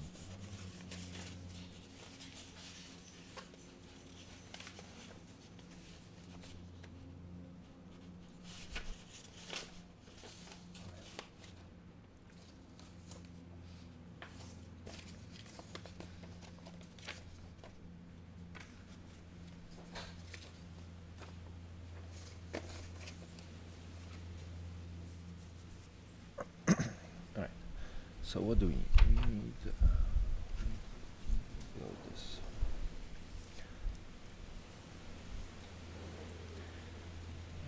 Let's say we go here. And we go.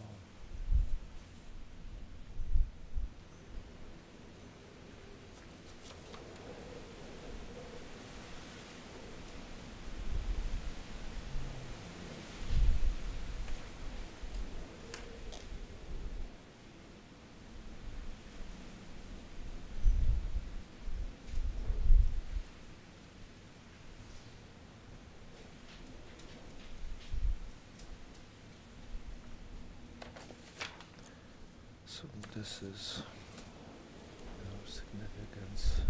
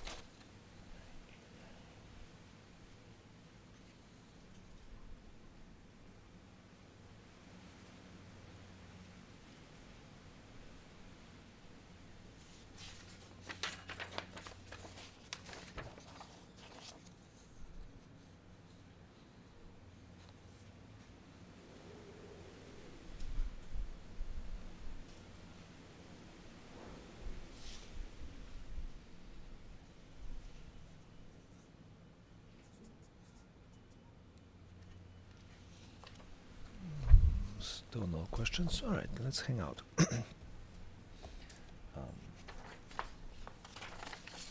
are we going to be testing? We're going to be testing, let's do proportions maybe.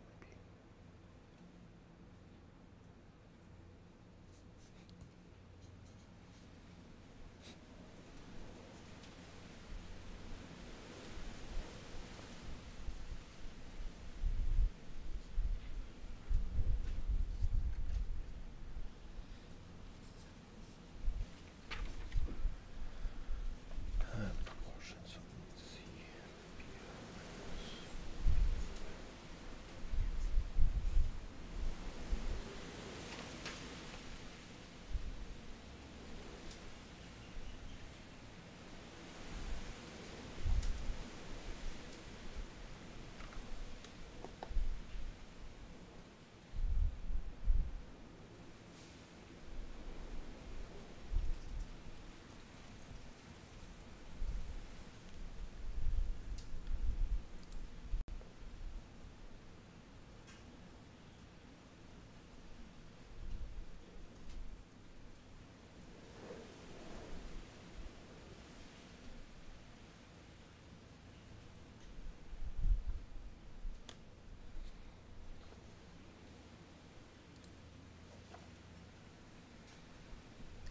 Do this better.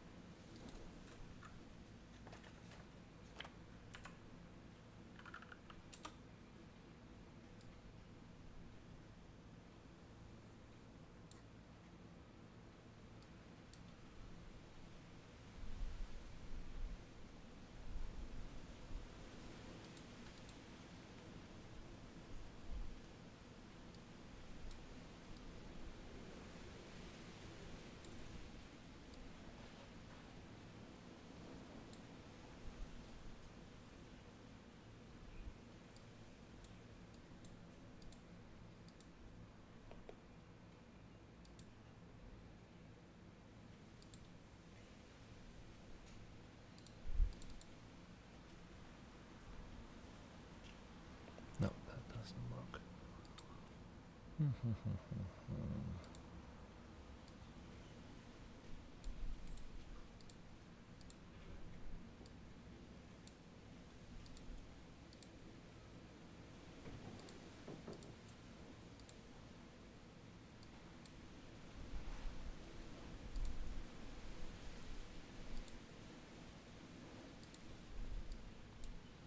Maybe this one.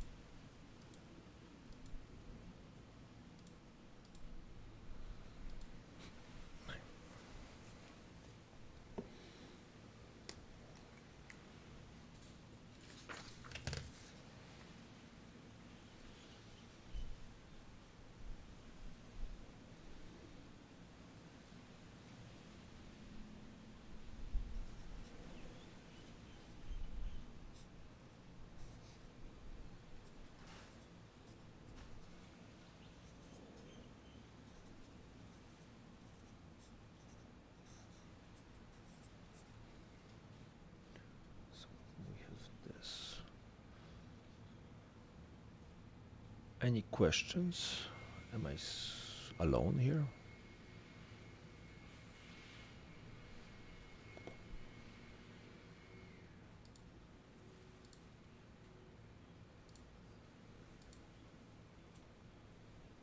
Okay, well, if there's no more questions, I'm going to keep on working on my thing. Right, so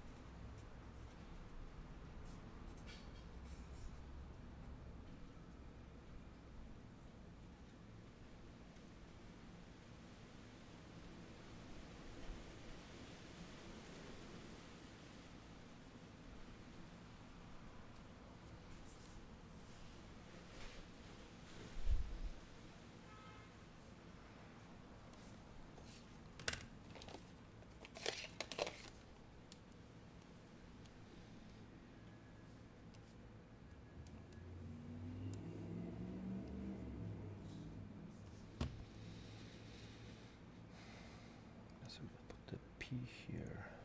It's going to be called P.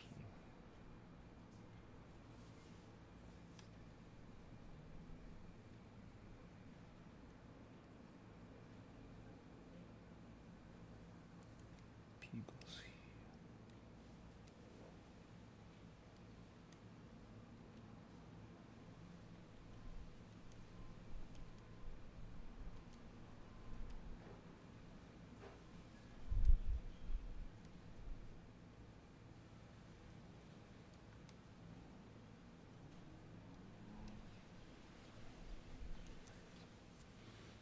I'll go L1 is going to be equal to P, L2 is going to be equal to C.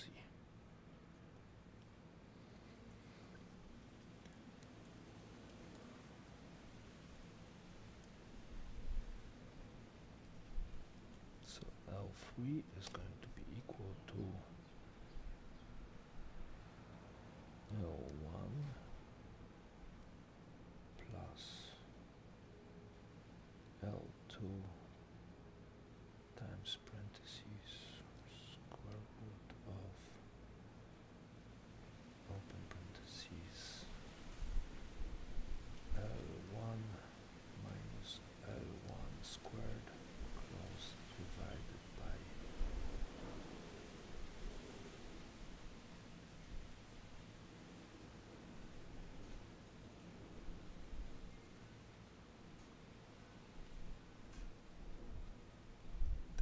L.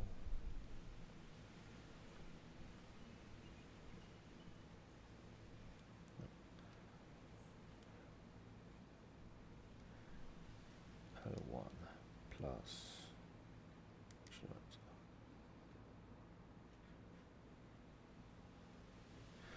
L1 plus L2 times square root open brace L1 minus L1 squared divided by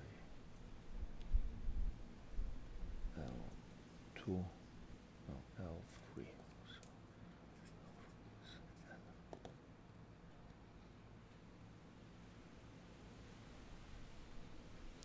Can you show me how to enter the proportion into the calculator? Yes, of course.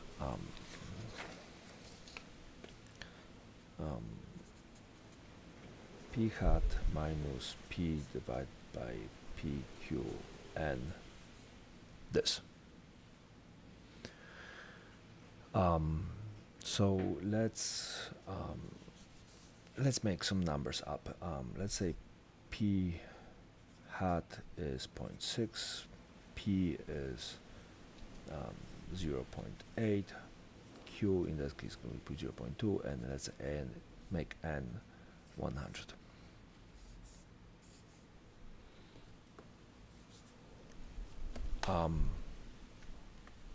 I'm assuming this one rather than this one, so let's start with this one.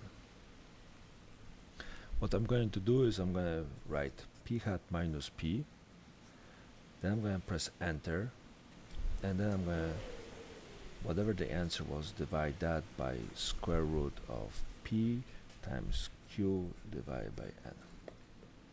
So in our case, this will be point 0.6 minus 0.8, enter, divide square root of 0.8 times 0.2 divided by 100, close parentheses, enter. And that comes out to be -5. Right? And if you want the whole thing at the same time, we would do open parentheses 0.6 minus 0.8, close parentheses, that's the numerator of the fraction, divided by square root of 0.8 times 0.2 divided by 100, close.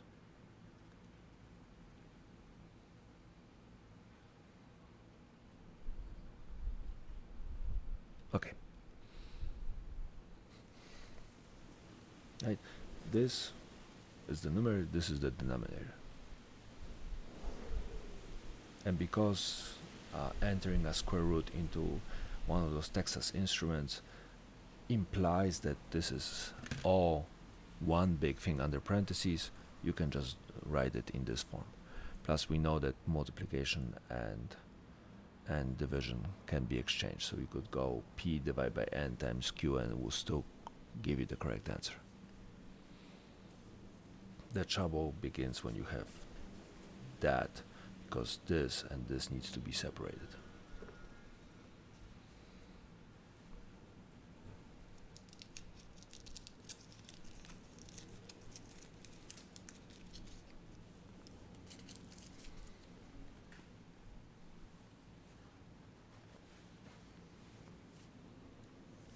Does this answer your question?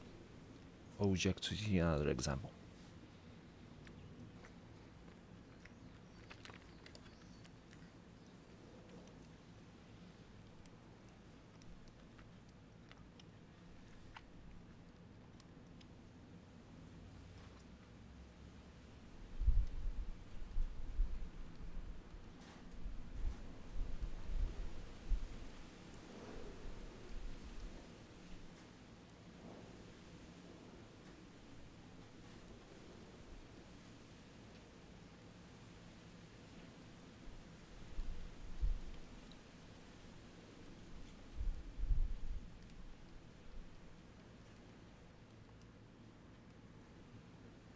Super.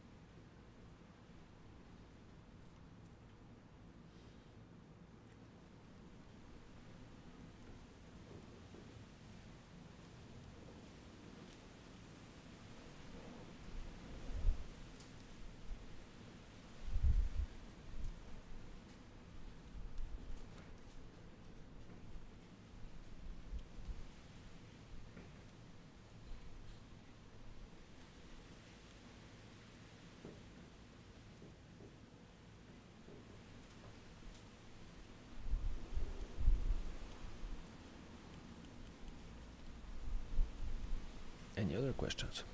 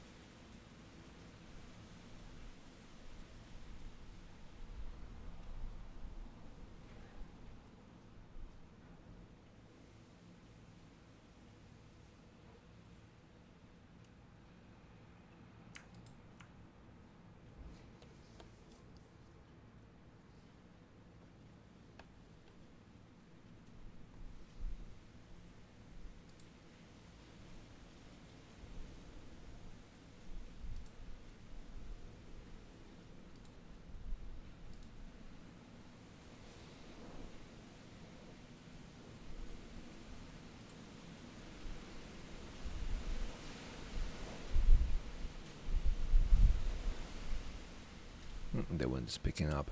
I see somebody is joining us. If you're just joining us, I'm helping with whatever I can. I'm looking forward to questions you might have. We did chapter 5 before. Now I'm just sitting in and trying to generate problems for future. So if there's anything I can help, just ask me in the chat or shoot me an email. Otherwise, we're just gonna kind of hang out here.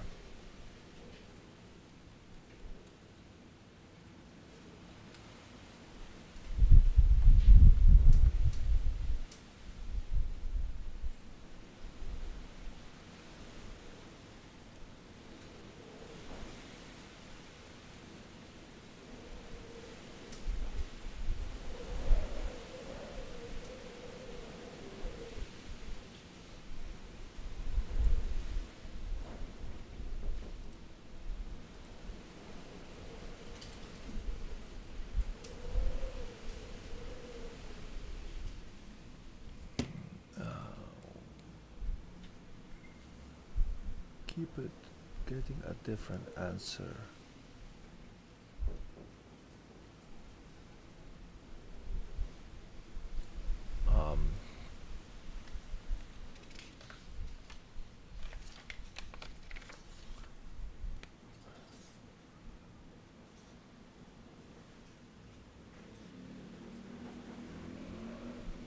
Are you typing it all at once?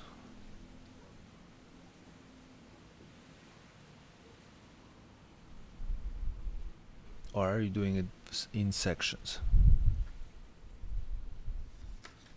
All at once. Okay. So let's see. What you typed in 0.42 minus 0.395 divided by square root of 0.395 times 0.605 divided by 500. Sorry, 5,000. Then you pressed enter, and this is what you got.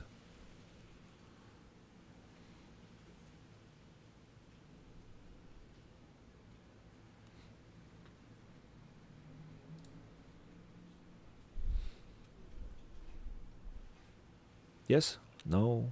Something about other? Yes. Okay. Let's look at the description. You got the first section here, which is the numerator, right? And unfortunately, what you wrote here is saying that from 0.42 subtract this whole division. You made a slightly different fraction. So what you actually wrote in your calculator when writing it, you wrote this.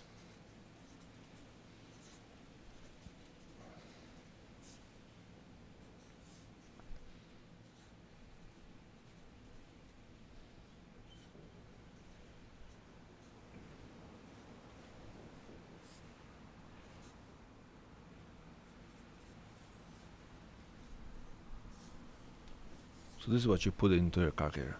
The way to prevent that is right here. This first thing here needs to be separated by parentheses. So I'm going to go second insert parentheses, and I'm going to go right before the division sign, second insert. Sorry, yeah, no, parentheses, yep.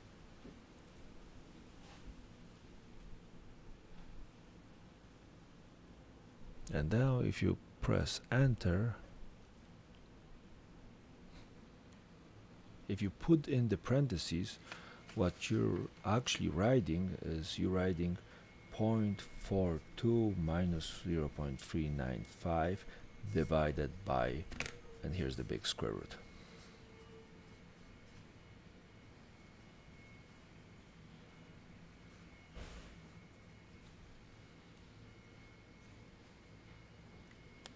right?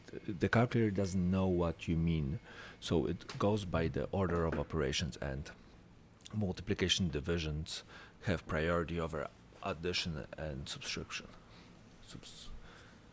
Sub against the minus. My brain is fried.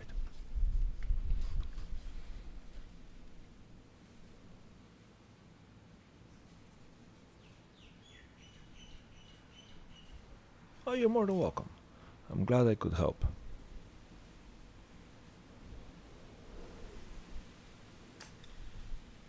Alright. If anything else comes up, just hit me up. Usually the rule of thumb is more parentheses is slightly better than less.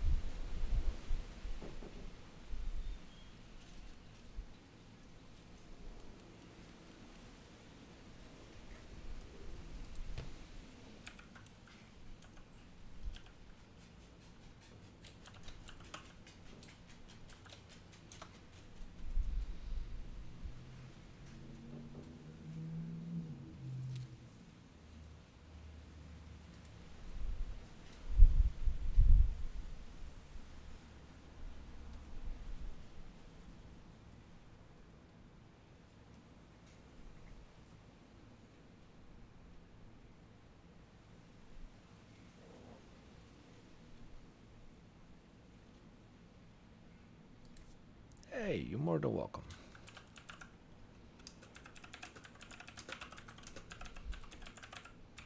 I'm glad you could join me. I will be here tomorrow as well, working on my things, and then hopefully I can answer some more questions if there's anything else showing up.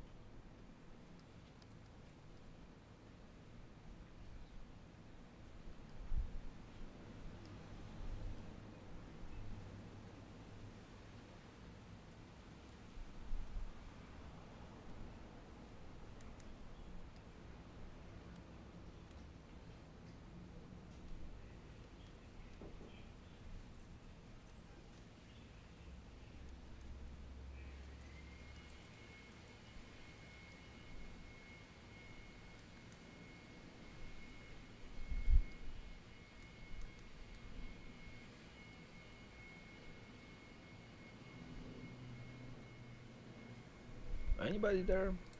Or am I alone?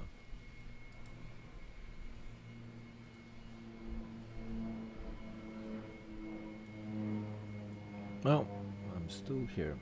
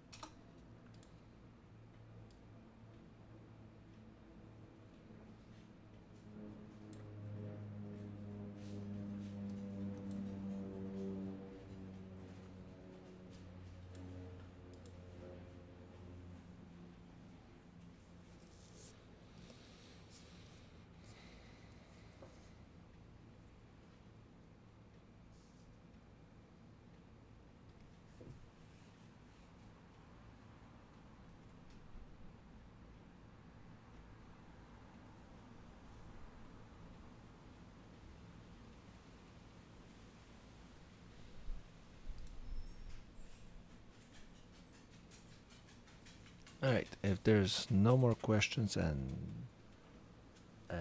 um, and we are just enjoying the silence, I'm gonna end the stream. Thank you all for coming.